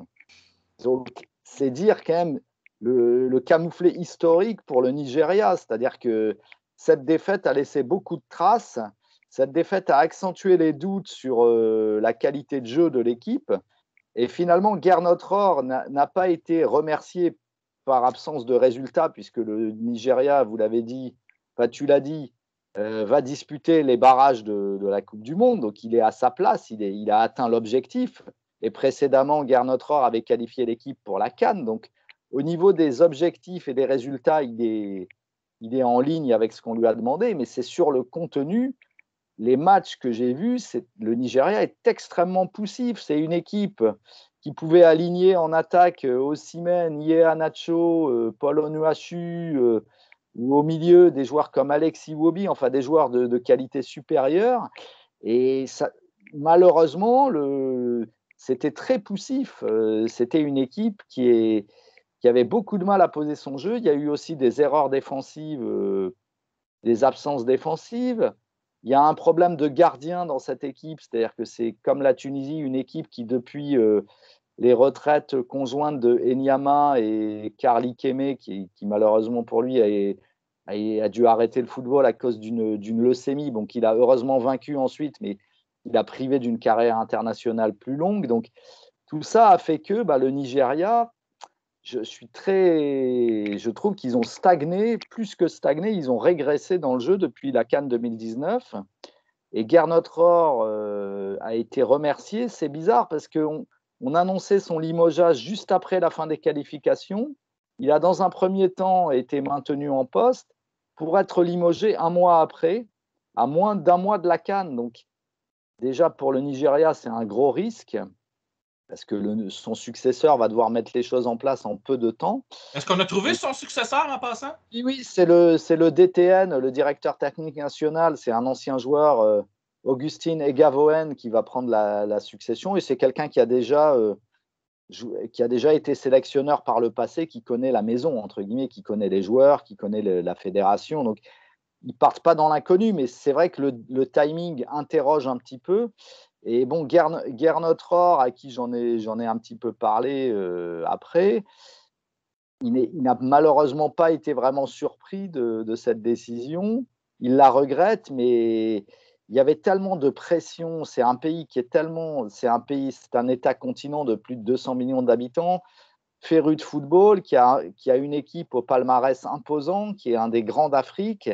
Donc la pression, elle est énorme. Enfin, elle est comparable à la pression que peut avoir un sélectionneur du Brésil ou de l'Argentine au Nigeria. Donc, à la fin, il y a aussi une part de soulagement parce qu'il va enfin échapper à tout ça. Il nous racontait aussi que le fait de revenir jouer à Lagos, c'est à la fois une très bonne chose parce que c'est une ville, c'est la capitale, donc c'est bien de jouer dans la capitale, mais ça crée des conditions autour de l'équipe qui n'étaient pas toujours propices à la sérénité.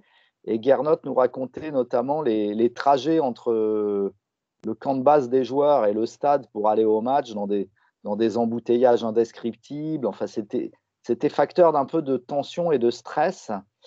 Donc voilà, le Nigeria est un bateau toujours difficile à contrôler sur une mer déchaînée, on pourrait dire. Mais une fois que cette équipe, c'est une équipe qui est une équipe de tournoi, quand elle arrive à monter en puissance dans un tournoi, il lui arrive régulièrement d'aller jusqu'au bout. On l'avait vu en 2013 avec Stephen Keshi, sélectionneur, le regretté Stephen Keshi, et en 2018, 2019, elle est sur le podium, cette équipe, et elle est vraiment montée en puissance après un premier tour poussif.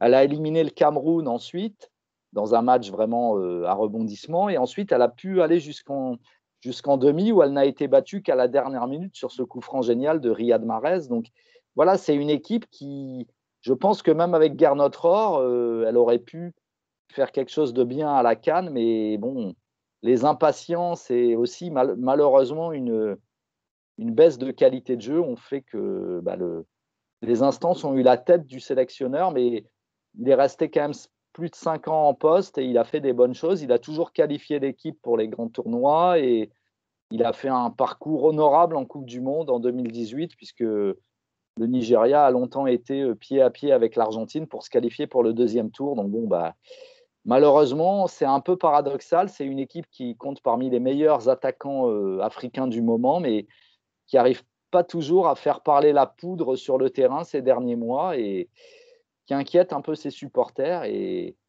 les instances ont cédé à cette inquiétude en se séparant de Gernot Rohr, malheureusement pour lui, parce que c'est quelqu'un que j'estime beaucoup et qui est un vrai gentleman, que ce soit sur les terrains ou au bord ou en dehors, quoi. Le groupe suivant, c'est le groupe D. Et là, dans ce groupe, on retrouvait deux favoris. Et on savait que l'un des deux allait tomber, malheureusement. Le Cameroun et la Côte d'Ivoire. Il y avait aussi le Mozambique et le Malawi, mais qui ne pouvaient pas espérer grand-chose, on va se le dire. Et finalement, c'est le Cameroun qui passe au dernier tour. 2 petits points d'avance devant la Côte d'Ivoire. Qu'est-ce qui a fait la différence dans ce groupe entre ces deux nations qui sont des habitués des tournois continentaux ces dernières années? Et, mais en quelque part, là, dans le groupe D, il fallait qu'il n'y en ait qu'une seule équipe passe. Et c'est le Cameroun qui a finalement eu cette qualification au finish contre les éléphants de la Côte d'Ivoire. Qu'est-ce qui a fait la différence, Patrick? Deux choses. La cause directe, c'est que la finale du groupe, finale entre guillemets, la 6e journée, disons le match décisif pour départager des deux équipes, avait lieu sur le terrain du Cameroun. Le Cameroun est une équipe parmi les plus difficiles à battre chez elle de tout le continent africain. Et elle n'a pas failli à sa réputation en battant la Côte d'Ivoire. Un but de Karl Toko Ekambi, en fait, qui a profité d'une passivité de la défense, et qui a su frapper au bon moment. Et ensuite, la Côte d'Ivoire a couru après le score, mais sans savoir vraiment par quel bout prendre ce match. Elle avait à la fois peur de se découvrir, mais elle avait besoin de marquer. Enfin, elle ne savait pas trop comment faire. Donc ça, je pense que la qualité du Cameroun à gérer les gros matchs à domicile a fait pencher la balance de son côté. Et puis, la Côte d'Ivoire avait perdu 2 points au Mozambique.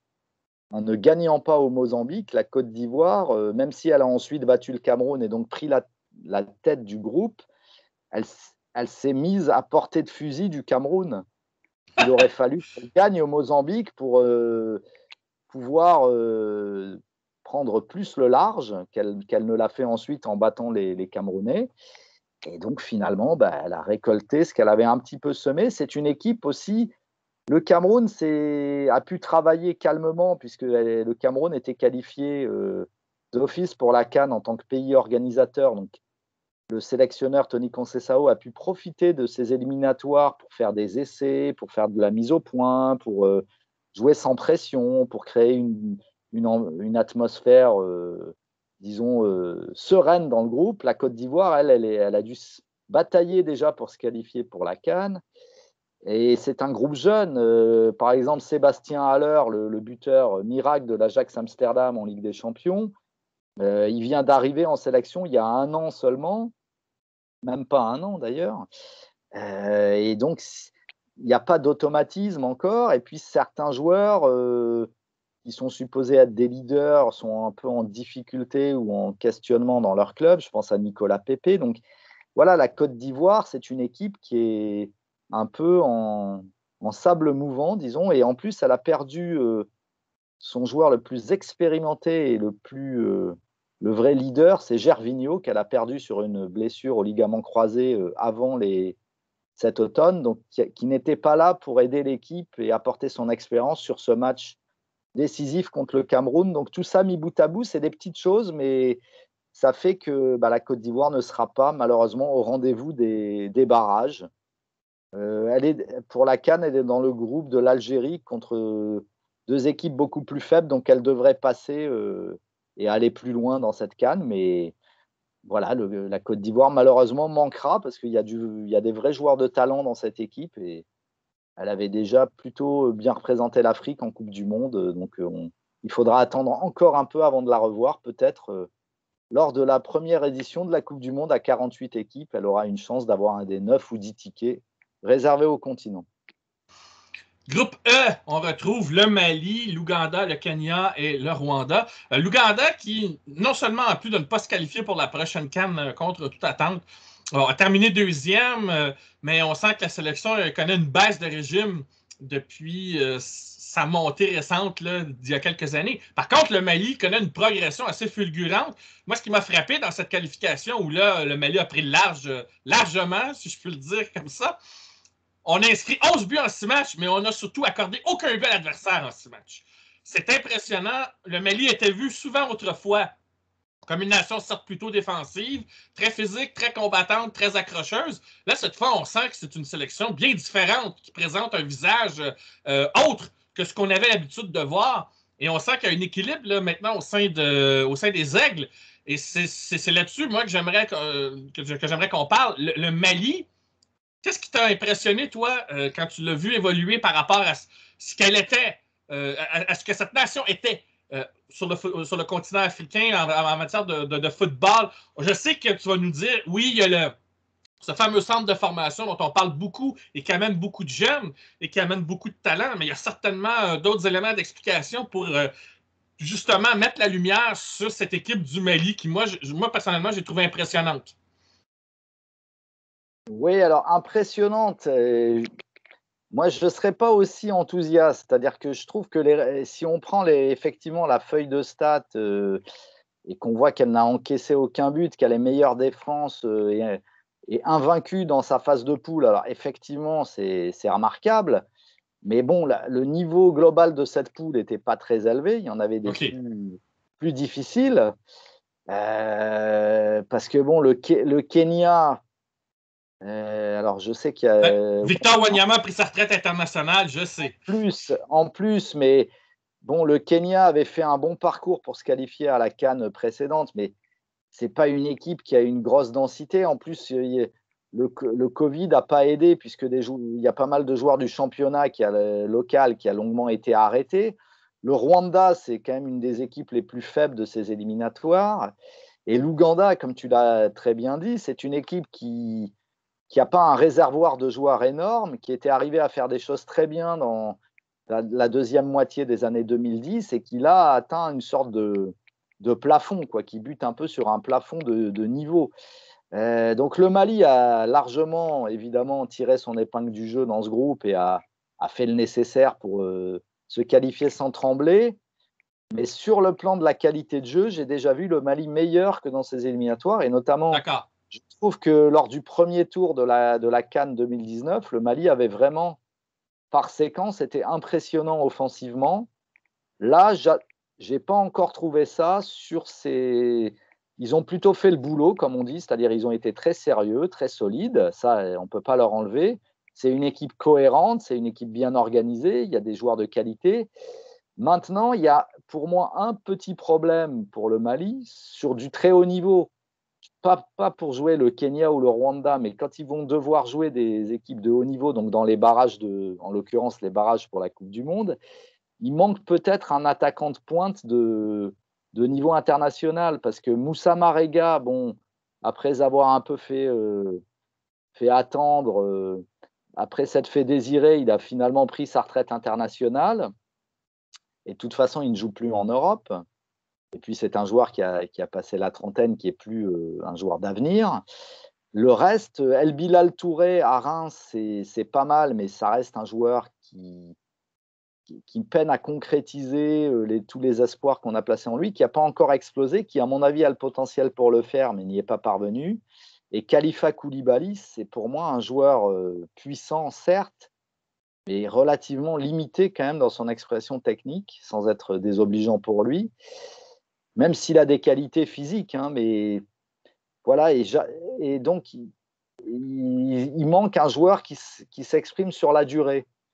Et je sais qu'ils l'ont trouvé sur un match avec un joueur évoluant en Norvège dont le nom m'échappe, mais qui a réussi à faire des stats impressionnantes sur un match ou deux, mais j'attends une confirmation dans la durée, en fait, de cette équipe au niveau offensif. Parce que je sais que sur l'organisation et la défense, il n'y a rien à dire. Sur la qualité technique, c'est bien, c'est un football léché, mais sur la concrétisation, à mon avis, il y a du boulot encore.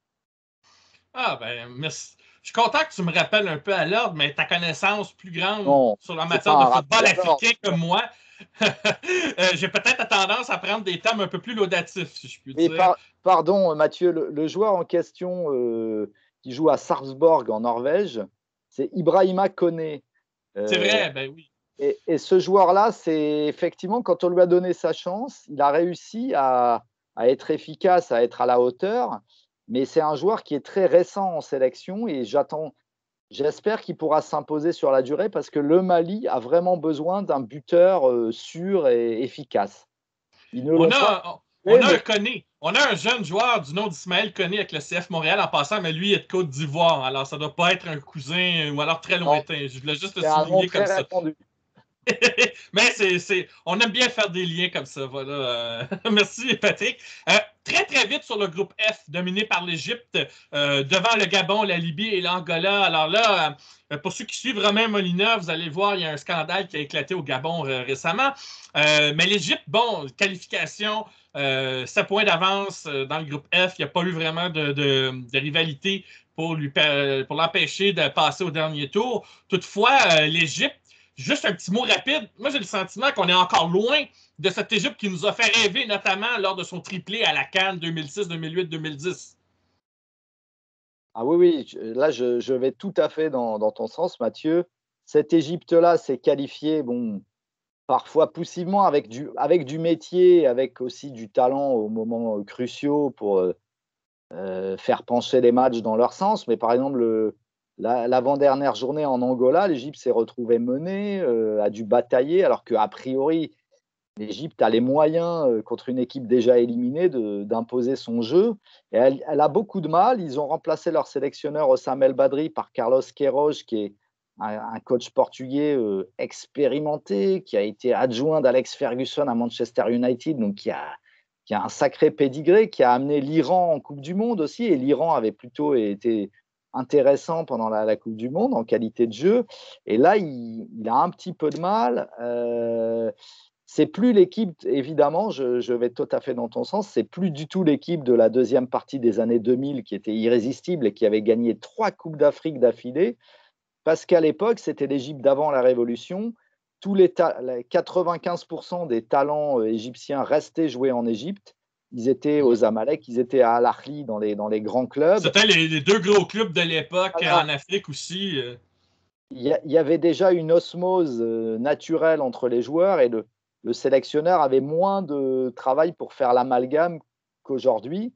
Et aujourd'hui, les joueurs, les clubs égyptiens ayant connu, avec la révolution et les huis clos suite au drame de Port Saïd, une baisse des recettes, ils ont dû vendre leurs joueurs de plus en plus jeunes. Les joueurs partent en Europe, alors c'est bien, certains réussissent des carrières exceptionnelles et c'est grâce à ça que l'Europe a la chance d'avoir, enfin la Première Ligue en l'occurrence a la chance d'avoir Mohamed Salah, mais c'est plus difficile de créer une osmose, je pense, entre ces joueurs expatriés. C'est pas difficile par nature, mais les Égyptiens n'en avaient pas l'habitude. Et donc, ils doivent encore assimiler ça. Et je pense qu'ils n'ont toujours pas pris la mesure de cette nouvelle donne de leur football pour l'équipe nationale. Et c'est pour ça que l'Égypte reste moins forte aujourd'hui qu'elle ne l'était il y a une dizaine, quinzaine d'années. Et ce n'est pas par manque de qualité, parce qu'il n'y avait pas à l'époque un joueur aussi fort que Mohamed Salah à son poste. Et pourtant, l'Égypte était plus forte collectivement parce que voilà, je pense qu'ils n'ont pas su trouver la mesure de cette nouvelle donne et on espère pour eux que Carlos Queiroz avancera dans le bon sens lors de la prochaine CAN et lors de ces barrages de Coupe du Monde. À noter quand même qu'à l'époque où l'Égypte dominait la CAN, elle n'arrivait jamais à se qualifier pour la Coupe du Monde. On ne comprenait jamais pourquoi. Il y avait un contraste entre les C'est deux. vrai. C'est vrai. Donc C'est vrai, avec maintenant, 2018. oui, maintenant c'est un portrait peut-être un peu différent, mais il va peut-être falloir s'y habituer. Dans le groupe G, le Ghana et l'Afrique du Sud qui ont terminé à égalité. Il a fallu les départager et c'est le Ghana qui est pas malheureusement, mais qui, hélas pour l'Afrique du Sud, passe au tour suivant. L'Éthiopie et le Zimbabwe ferment la marche. Le Zimbabwe, bonne sélection, bonne dernière. On sent que la crise qui a eu qui date depuis quand même un certain temps là, au Zimbabwe, ça commence à affecter l'équipe nationale. Et un de ses joyaux, d'ailleurs, Kama Billiat a décidé de prendre sa retraite internationale, si je ne m'abuse. Ça va être difficile pour le Zimbabwe de revenir à ce que cette sélection était il y a quelques années, notamment à la CAN, où elle a fait quand même un visage assez combatif. Là, on sent que c'est plus du tout la même chose. Mais bon, ça a été très serré entre l'Afrique du Sud, qui, après une période un petit peu plus creuse, revient sur le devant de la scène, alors que le Ghana, au contraire, lui, est plus en recul. Donc, ça s'est joué entre les deux. Ça a été très, très, très serré. C'est sur le fil que ça s'est disputé. Pourtant, moi, j'ai le sentiment que le Ghana, je sais pas, si l'Afrique du Sud aurait pu se qualifier devant le Ghana, moi, j'aurais pas crié au scandale non plus, en fait. Moi, c'est ce que je pense. Oui, je partage ton avis, Mathieu. Tu as bien décrit les courbes des deux équipes et l'Afrique du Sud, rappelons-le, avait éliminé l'Égypte de la CAN en Égypte en C'est vrai. 2019. Donc, c'est pas un mince exploit devant le public égyptien. Et avec Hugo Bross à sa tête, il n'a pas hésité à rajeunir un peu les cadres, à faire confiance à des jeunes joueurs. Et je trouve que ça a bien fonctionné dans la qualité de jeu. C'était plutôt mieux, effectivement, plus agréable à regarder que le Ghana. Mais le Ghana a gagné ce match décisif, puisque c'était le vainqueur du dernier match Ghana-Afrique du Sud était sûr d'être qualifié. On ne va pas rentrer dans les calculs, mais la donne était assez simple. Ouais. A gagné ce match grâce à son expérience, grâce au fait de recevoir, ça aide toujours, et grâce à un penalty plus que litigieux, avec Daniel Amartey, le défenseur de Leicester City, qui a quand même grandement accentué un léger contact et qui a berné l'arbitre sénégalais de la rencontre. Les Sud-Africains ont crié au scandale, ont fait tout un rapport pour montrer par A plus B que l'arbitrage avait été à sens unique en faveur du Ghana. Mais bon, la requête a été rejetée par la FIFA parce que visiblement, l'arbitre a sûrement fait un mauvais match, mais il n'a pas été malhonnête. C'est-à-dire qu'il n'y a pas eu de preuve d'éléments pour prouver une triche ou une corruption. Mais bon, effectivement, globalement, je partage ton avis. Le Ghana, ils ont mieux terminé ces éliminatoires qu'ils les avaient commencés parce qu'ils avaient d'abord perdu en Afrique du Sud. Mais globalement, moi, je trouve que le Ghana devra monter son niveau. Alors peut-être la CAN va le lui permettre et ils peuvent ensuite en profiter pour les barrages. Mais en l'état actuel des choses, le Ghana ne serait pas dans les 5 favoris pour les 5 places qualificatives en Coupe du Monde avec ce niveau de jeu qu'ils ont actuellement. Le groupe H figure le Sénégal, le Togo, la Namibie et le Congo-Brazzaville. Et vous ne serez pas surpris d'apprendre que le Sénégal est la sélection qui s'est qualifiée dans ce groupe H pour le dernier tour, avec 6 points d'avance sur le Togo. Quand même, je tiens à noter la bonne performance du Togo parce que on se souviendra qu'à l'époque où c'était Claude Leroy qui était sélectionneur, il n'y a pas si longtemps, les joueurs, il y avait beaucoup de trentenaires, il y avait beaucoup de vétérans, et on était parfois un petit peu sur la corde, si je puis dire, pour des qualifications, pour des performances. On était loin quand même du Togo de 2006 qui avait réussi à se qualifier pour la Coupe du Monde, là. Mais il semblerait que le Togo soit capable de se relancer lentement, mais sûrement. Sauf qu'ils ont fini deuxième. C'est quand même pas si mal. Toutefois, le Sénégal, bon, s'est qualifié. Mais encore une fois, moi, le Sénégal, je l'attends toujours dans les matchs où il y a de l'adversité quand ça compte, parce que c'est toujours là où on dirait que le Sénégal nous déçoit. Corrige-moi si je me trompe là-dessus, mais il me semble qu'on se répète concernant le Sénégal, même si Aliou Cissé est bien en place et semble avoir quand même de bons éléments là, à tous les postes pour avoir une équipe quand même intéressante à offrir et à des bonnes performances là, dont on peut s'attendre de la part de cette sélection. Oui, tout à fait. C'est-à-dire qu'effectivement, on ne va pas juger le Sénégal que sur les poules éliminatoires, que le Sénégal se qualifie dans son groupe, c'est tout à fait dans l'ordre des choses. Ils imposent leur rang en quelque sorte.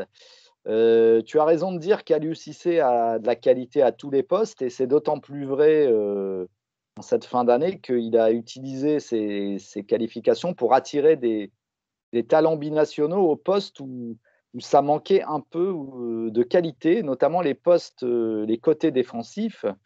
C'est pour ça qu'on a Abdou Diallo qui est arrivé, qu'on a Bounassar qui est arrivé, des joueurs qui auraient pu peut-être jouer un jour pour l'équipe de France, mais qui ont choisi le Sénégal.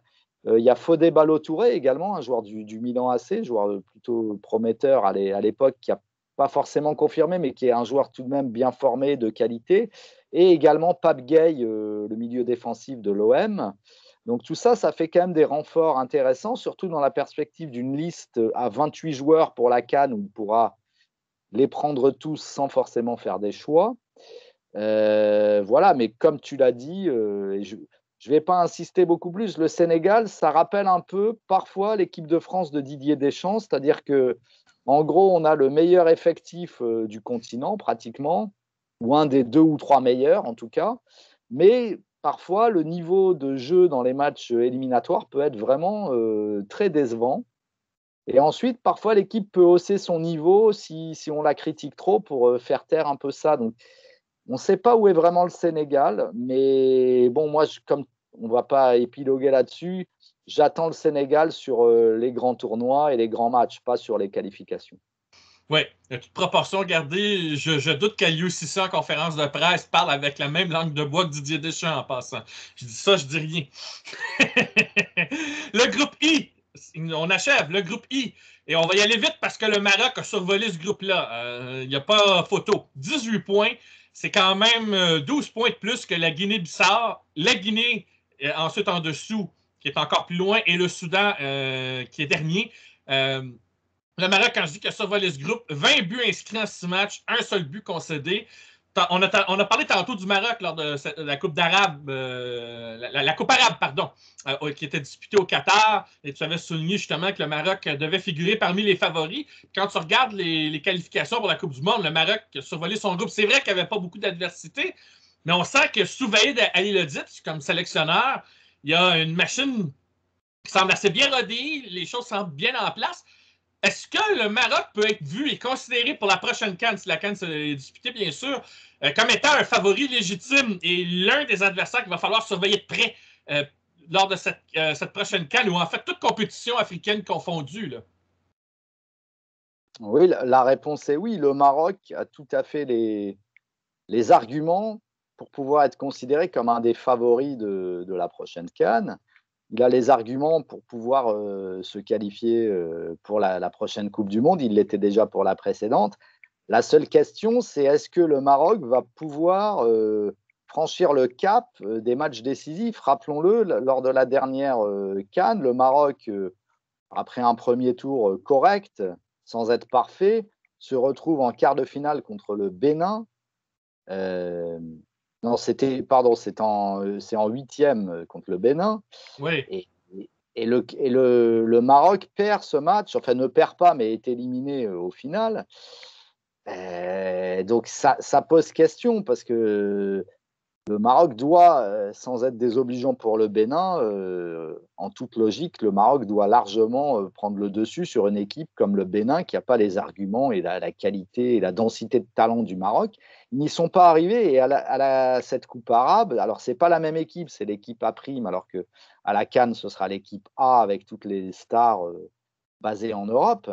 Bah, le Maroc a encore failli contre l'Algérie.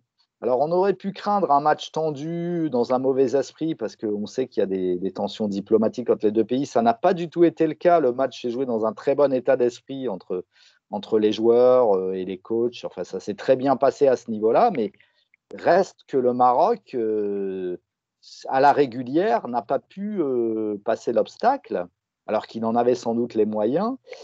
Donc, il y a une question mentale pour moi sur le Maroc. Ce n'est pas une question technique, parce qu'en plus, les postes faibles traditionnellement du Maroc dans les années précédentes, ils ont maintenant des joueurs forts à ces postes-là. Je parle du gardien de but avec Yacine Bounou et Mounir Mohamedi, qui sont deux excellents gardiens de niveau international. Et en attaque, c'est pareil, ils avaient une relative faiblesse au poste d'avant-centre. Ils ont maintenant Youssef En-Nesyri et Ayoub El Kaabi. Donc, il n'y a aucune raison que le Maroc passe à côté. Il n'y a aucune raison que le Maroc n'ait pas les moyens d'aller jusqu'au bout maintenant. Pour moi, c'est dans la tête et c'est aussi le travail du sélectionneur Vahid Halilhodžić. Mais sur cette poule, pour dire un petit mot en plus de ce que tu as déjà très bien dit, le Maroc a eu l'avantage de jouer tous ses matchs à domicile puisque les terrains des trois adversaires étaient suspendus et l'ensemble des matchs s'est joué au Maroc. À une exception près, c'est le match aller qui aurait dû se jouer en Guinée, mais qui avait été annulé, enfin reporté d'un mois, parce que se déroulait à Conakry le jour du match un coup d'État, donc il y avait des chars dans les rues, donc évidemment on ne peut pas jouer au foot dans ces conditions-là. Et donc voilà, mais ça n'enlève rien aux qualités de cette équipe. C'est une équipe très complète et très équilibrée à tous les postes. Mais maintenant, il faut que le Maroc casse le petit plafond de verre qui l'empêche de concrétiser les espoirs qu'on place en lui. Voilà, mais il n'y a pas de raison que ça n'arrive pas un jour et pourquoi pas cette année. Oui, bien sûr. Quand l'Algérie a gagné en 2019, on avait dit juste avant, l'Algérie devait franchir un palier pour espérer accéder aux grands honneurs. Et il a fini par le faire, mais si c'est réalisable pour l'Algérie, c'est réalisable pour d'autres sélections aussi. Et je dis pas ça pour minimiser le succès de l'Algérie, au contraire. C'est juste pour mettre un peu en relation que tout est possible. Et surtout sur le continent africain, il y a beaucoup de sélections qui peuvent aspirer, selon moi, à aller chercher des titres continentaux. Et pour ça, parfois, quand il manque certains éléments, les éléments de réponse, ces éléments de réponse-là, ils peuvent soit tomber au bon moment, soit on les trouve justement avec le parfait timing. Et c'est là que parfois, dans ce genre de tournoi, on arrive jusqu'au bout et on gagne. Dernier groupe, le groupe J, qui était le plus serré de tous les groupes. Et ça s'est joué d'ailleurs sur la dernière journée des qualifications, alors que le classement changeait presque régulièrement entre la première et la troisième place.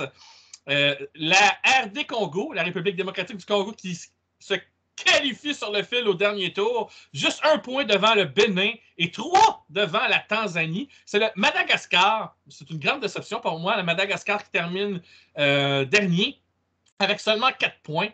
Mais ça a été serré dans ce groupe-là, Patrick. Surtout que la RD Congo, c'est une sélection qui était un peu sur la pente descendante depuis quelques années. J'ai un ami à moi qui est d'origine congolaise et avec qui je travaille régulièrement sur un autre podcast, sur une autre chaîne, et qui va probablement nous écouter en ce moment. Et puis en privé, on avait eu des mots sur la sélection congolaise, à quel point parfois ça pouvait être frustrant comme sentiment par rapport aux performances des Léopards. Et là, il y a le Bénin qui continue, qui sont tenaces, les écureuils, de plus en plus à chaque compétition. Le Bénin, il se présente, hein, ça se présente, ça se bat, ça ne lâche rien. Et puis la Tanzanie est venue jouer aussi un peu les troubles-fêtes, même s'il y a parfois des éléments où il y a des points faibles dans cette équipe, il y a quand même assez de points forts pour venir un peu titiller des sélections en difficulté. Bref, ça a été très serré. Mais je me demande, est-ce que c'est vraiment la RD Congo qui méritait de se qualifier sur le fil? Sur quoi ça s'est joué? Finalement, le diable étant dans les détails, c'est ça qu'on dira.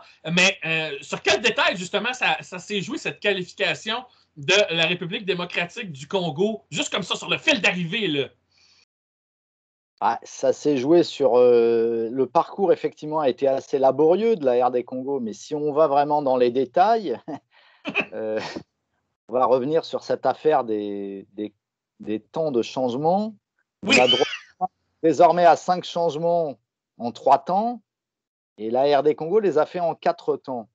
Et ça a donné lieu à un recours du Bénin, mais ce recours a été rejeté pour vice de forme, pour une histoire de délai de présentation et de non-dépôt d'une réserve technique. Bon, c'est du droit, mais globalement, le Bénin a été débouté. De toute façon, le dernier changement, c'était juste avant le temps additionnel de la seconde période. Donc peut-être même que si le recours avait été présenté dans les formes, il aurait été rejeté parce qu'on peut penser que ce dernier changement n'a pas influencé le résultat puisqu'il y avait déjà 2 buts d'écart et donc que la décision était faite. Mais je dirais que ça s'est joué au fait que Hector Cooper, le sélectionneur de la RD Congo, a su sur les 2 derniers matchs qui étaient décisifs, la RDC avait besoin de 6 points pour se qualifier. Il a su créer ce qu'on peut appeler un esprit commando pour que la RDC fasse le boulot. Et elle l'a fait en allant gagner en Tanzanie, là, en faisant un vrai bon match que j'ai regardé. Et là, il y avait de la qualité. Enfin, il y avait un bon. Ils ont été efficaces et ils ont déroulé un petit peu. Et ensuite, un peu plus péniblement contre le Bénin avec un premier but sur un penalty très, très généreux, on va dire, contre une équipe qui s'est ensuite un petit peu découragée. Mais même en menant rapidement, grâce à ce petit coup de pouce arbitral, la RDC n'a pas survolé les débats. Donc, je suis d'accord avec toi, Mathieu. Je trouve que c'est une équipe qui a connu sa meilleure période à l'époque de Florent Ibenge, sélectionneur, et qui malheureusement pour elle s'était fait éliminer de la Coupe du Monde 2018 par la Tunisie C'est vrai. de manière vraiment sur le fil en quelque sorte, en se faisant surprendre alors qu'elle, à l'époque, elle dominait vraiment son sujet et ils s'en sont pas vraiment remis de ce trauma. Et bah, ils n'en sont pas sortis encore, on verra. Ils ne sont pas qualifiés, rappelons-le, pour la prochaine Coupe d'Afrique. C'est C'est la vrai. seule équipe barragiste qui ne jouera pas la Coupe d'Afrique. Mhm. Donc, a priori, ils vont organiser des matchs amicaux à la place, mais ils vont peut-être manquer des repères et de la compétition qu'auront leurs adversaires, à moins, bien sûr, qu'ils aient plus de fraîcheur et qu'ils arrivent plus frais et moins usés que les autres. Je ne sais pas, mais en tout cas, ils ne seront pas dans les mêmes conditions que les 9 autres équipes. Donc, ça va être intéressant de voir comment ils vont réagir à cette situation. Mais voilà, globalement, je partage plutôt ton avis sur la RD Congo. Ouais, je rajouterais que c'est frustrant pour le Bénin. Tu te fais battre sur le fil aux qualifications de la Coupe du Monde et en plus, tu ne te qualifies pas, parce qu'on en a parlé plus tôt dans l'émission, tu ne te qualifies pas à la prochaine Coupe d'Afrique des Nations. Aussi pour le Bénin, dans le dernier match, à cause d'un affrontement contre le Sierra Leone, qui effectivement pose matière à scandale, si je puis dire, mais ça, je pense qu'on en a largement parlé. Oui, Et, je suis d'accord avec toi. Je pense que la CAF aurait dû disqualifier la Sierra Leone pour le trucage des tests Covid béninois. C'est une tentative de triche caractérisée. Et au lieu d'agir vraiment et fermement et d'exclure cette équipe et de qualifier le Bénin, on a donné le match à rejouer. Bon, pour moi, voilà, c'est une forme d'injustice. C'est une forme d'injustice. Bon, on ne ouais. refera pas l'histoire, mais le Bénin, c'est un petit peu le dindon de la farce de cette année 2021 en Afrique, en fait. Ouais, c'est triste parce que c'est une équipe très combative, en fait. On l'a vu lors de la dernière CAN, quand ils sont là, ils sont difficiles à négocier, ils donnent du fil à retordre à beaucoup, beaucoup de sélections. Ce qui n'est peut-être pas le cas du Madagascar qui termine en dernière position et qui, elle aussi, cette sélection est sur une pente descendante après avoir quand même fait écarquiller les regards lors de la dernière CAN. Mais il y a eu des scandales au sein de la sélection, au sein aussi, je pense, de la fédération. Et visiblement, ça a rejailli, je pense, sur le sportif dans leur cas, non?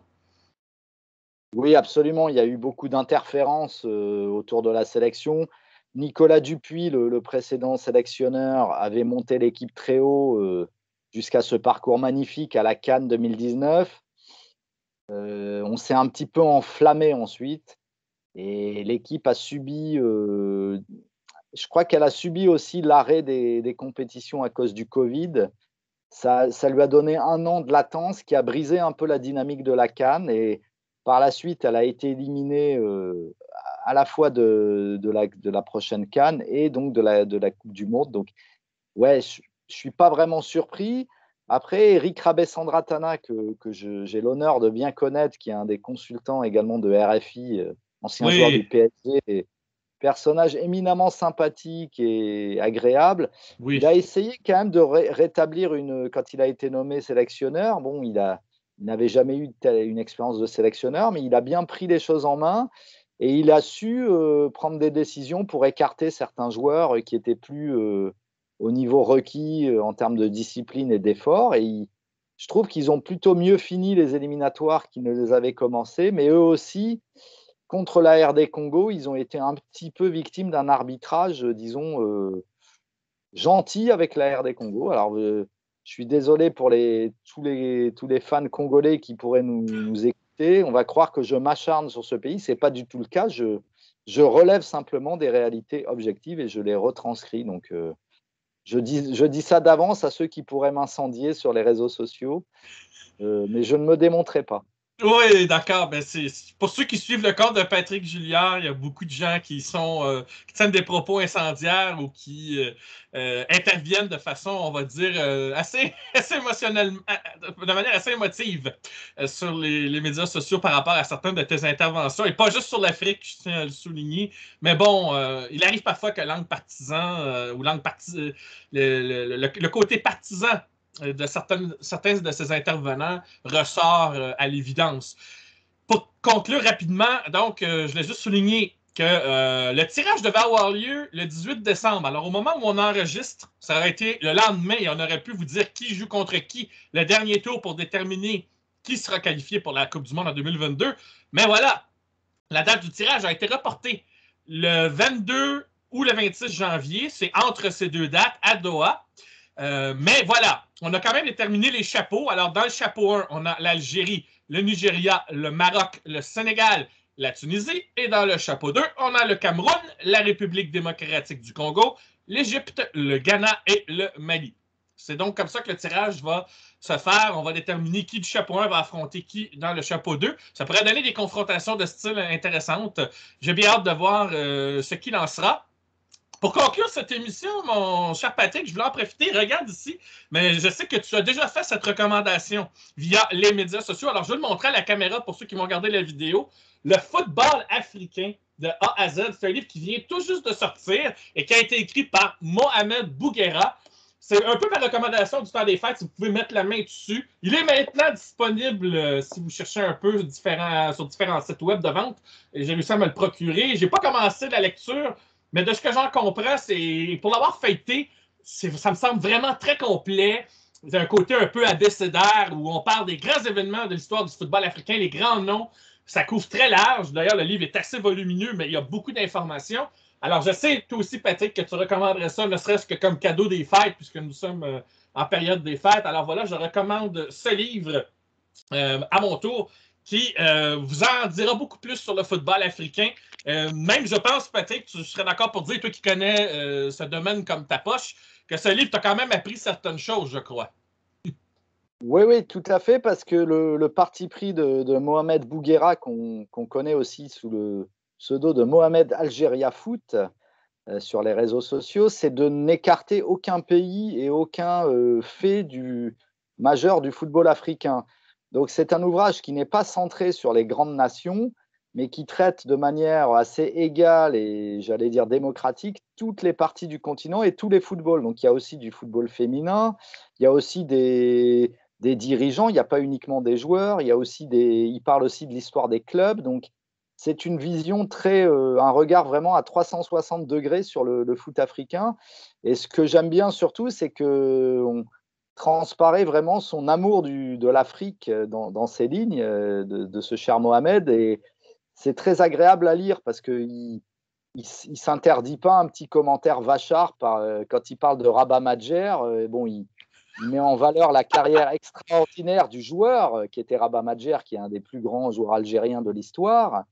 Mais aussi, il souligne les 3 échecs de Rabat Madjer comme sélectionneur de l'Algérie, en disant clairement que c'était un mauvais sélectionneur. Donc ça, je trouve que c'est une forme d'honnêteté et qu'il n'est pas dans le lèche-bot et il dit vraiment ce qu'il pense. Donc j'aime beaucoup ce côté subjectif. On dit toujours que les journalistes doivent être objectifs. Il est très honnête.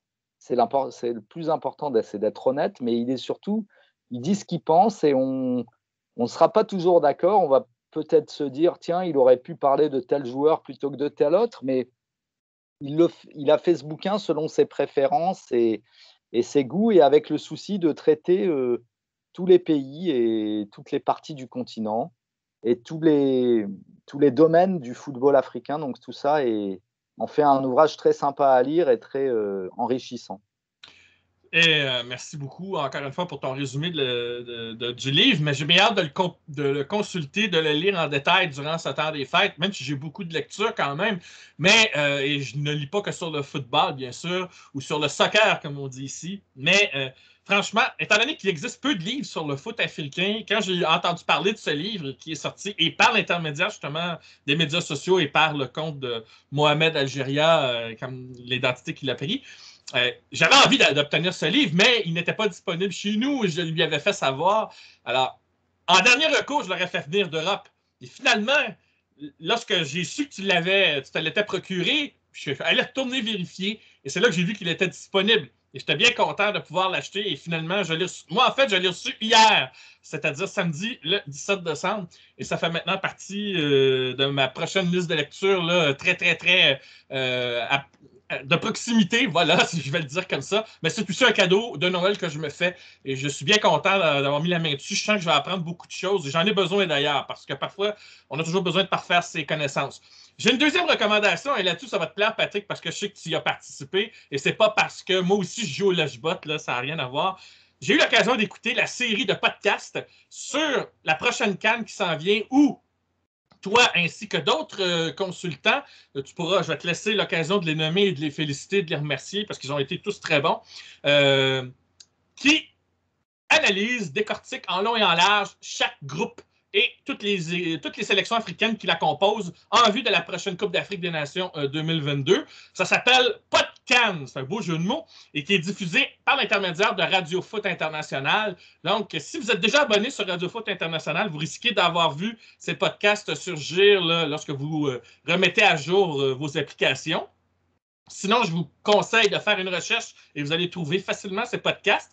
Pour chaque groupe, c'est à peu près 30 minutes, mais vous avez vraiment une analyse en long et en large de toutes les composantes, les joueurs clés, même, et je voulais souligner cet apport positif, mon cher Patrick, tu t'es permis de souligner aussi la part de certains joueurs issus de la MLS, tellement que j'aurais aimé que tu en dises plus, mais bon, au moins tu l'as souligné sans préjugés, comme souvent, parfois en Europe, on peut avoir sur cette ligue. Non, non, tu as souligné que tel joueur pouvait être présent ou sera présent. Je pense entre autres à Kay Kamara pour le Sierra Leone, mais il n'est plus en MLS, peut-être parce qu'il est trop âgé. C'est dommage parce qu'il avait encore quelques buts pour continuer de franchir un cap comme meilleur buteur africain, mais aussi comme meilleur buteur de l'histoire de la MLS, ce qui n'aurait pas été rien. Il s'approchait même de la 3e place, je crois. Ça a donc été un joueur marquant chez nous. Il y avait aussi, bien sûr, Ami Mouktar, qui a des bonnes chances d'être élu joueur de l'année en MLS et qui a des racines soudanaises. Et évidemment, ça pourrait être compliqué, mais moi, si j'étais le Soudan, je regarderais de son côté parce que moi, pour l'avoir vu jouer, c'est un joueur assez flamboyant, assez exceptionnel.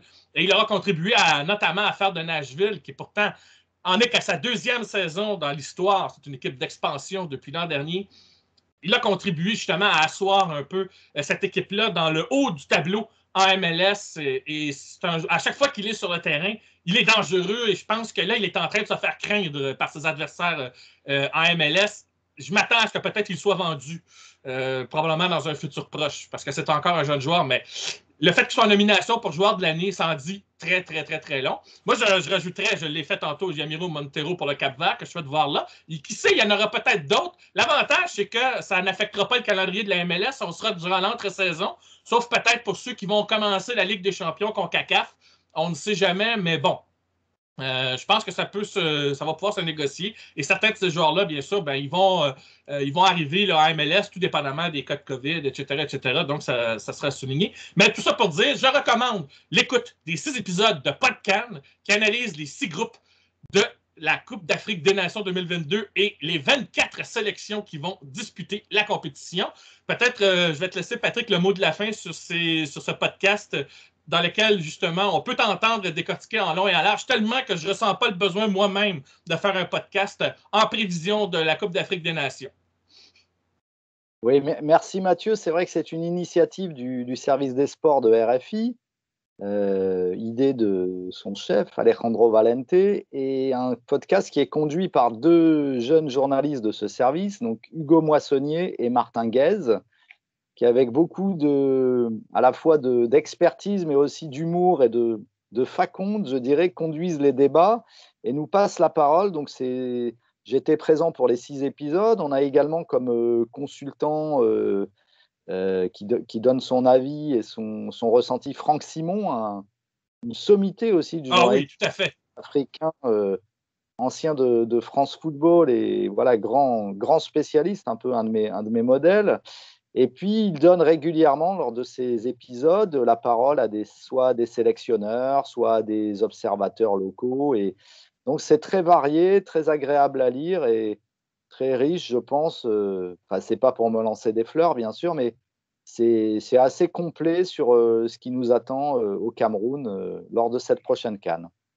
Mais ce sera à écouter, j'en recommande l'écoute. C'est si la compétition a lieu, vous entendrez de ma part un compte-rendu des journées d'activité au sein de ce podcast MLS Africa Plus, des petites capsules comme j'avais fait en 2019 pour vous tenir au courant un peu là, des matchs, des résultats, des événements qui se sont déroulés lors de ces journées. J'ai déjà bien hâte de suivre cette compétition, mais d'ici là, j'en profite pour vous souhaiter de joyeuses fêtes, un joyeux Noël et une bonne année. Même chose pour Patrick Julliard, à qui je souhaite également la même chose. Tout ce que tu souhaites, mon cher ami. Pareillement, Mathieu, je te souhaite de joyeuses fêtes. Je souhaite aussi de joyeuses fêtes à tous tes nombreux auditeurs, de plus en plus nombreux, me dit-on. Et voilà, j'espère que ce podcast aura du succès. Je suis contactable sur les réseaux sociaux si quelqu'un a quelque chose à redire ou un élément à ajouter. Oui, mais poliment quand même, poliment. Courtoisement, comme je sais le rester. Non, on plaisante un petit peu, mais Patrick Julliard, lorsqu'on discute très humainement avec lui, il est tout à fait humainement, là, on peut dialoguer avec lui sans problème et on peut s'enrichir de ses connaissances sur de nombreux sujets. Parce que Patrick, c'est pas juste le foot africain qu'il connaît, je tiens à le dire. Ça fait plusieurs années que lui et moi, on se connaît. On peut découvrir beaucoup de choses avec lui, ne serait-ce qu'autour d'une bonne bière ou dans d'autres circonstances. Voilà, je voulais donner un aspect festif. Parce que, bon, en temps de pandémie, les choses positives manquent. Alors, je voulais terminer sur une note joyeuse. Voilà, vous l'aurez compris. Eh bien, donc, ça sera avec plaisir si la compétition de la Coupe d'Afrique des Nations sera disputée, qu'on se retrouvera au mois de janvier-février prochain. Et d'ici là, probablement que toi, Patrick et moi, on aura l'occasion peut-être de revenir sur cette compétition après qu'elle se soit déroulée. Avec grand plaisir. Oui, alors donc, d'ici là, on se retrouvera de l'autre côté en 2022 et on se dit donc à très bientôt. Merci beaucoup, et portez-vous bien.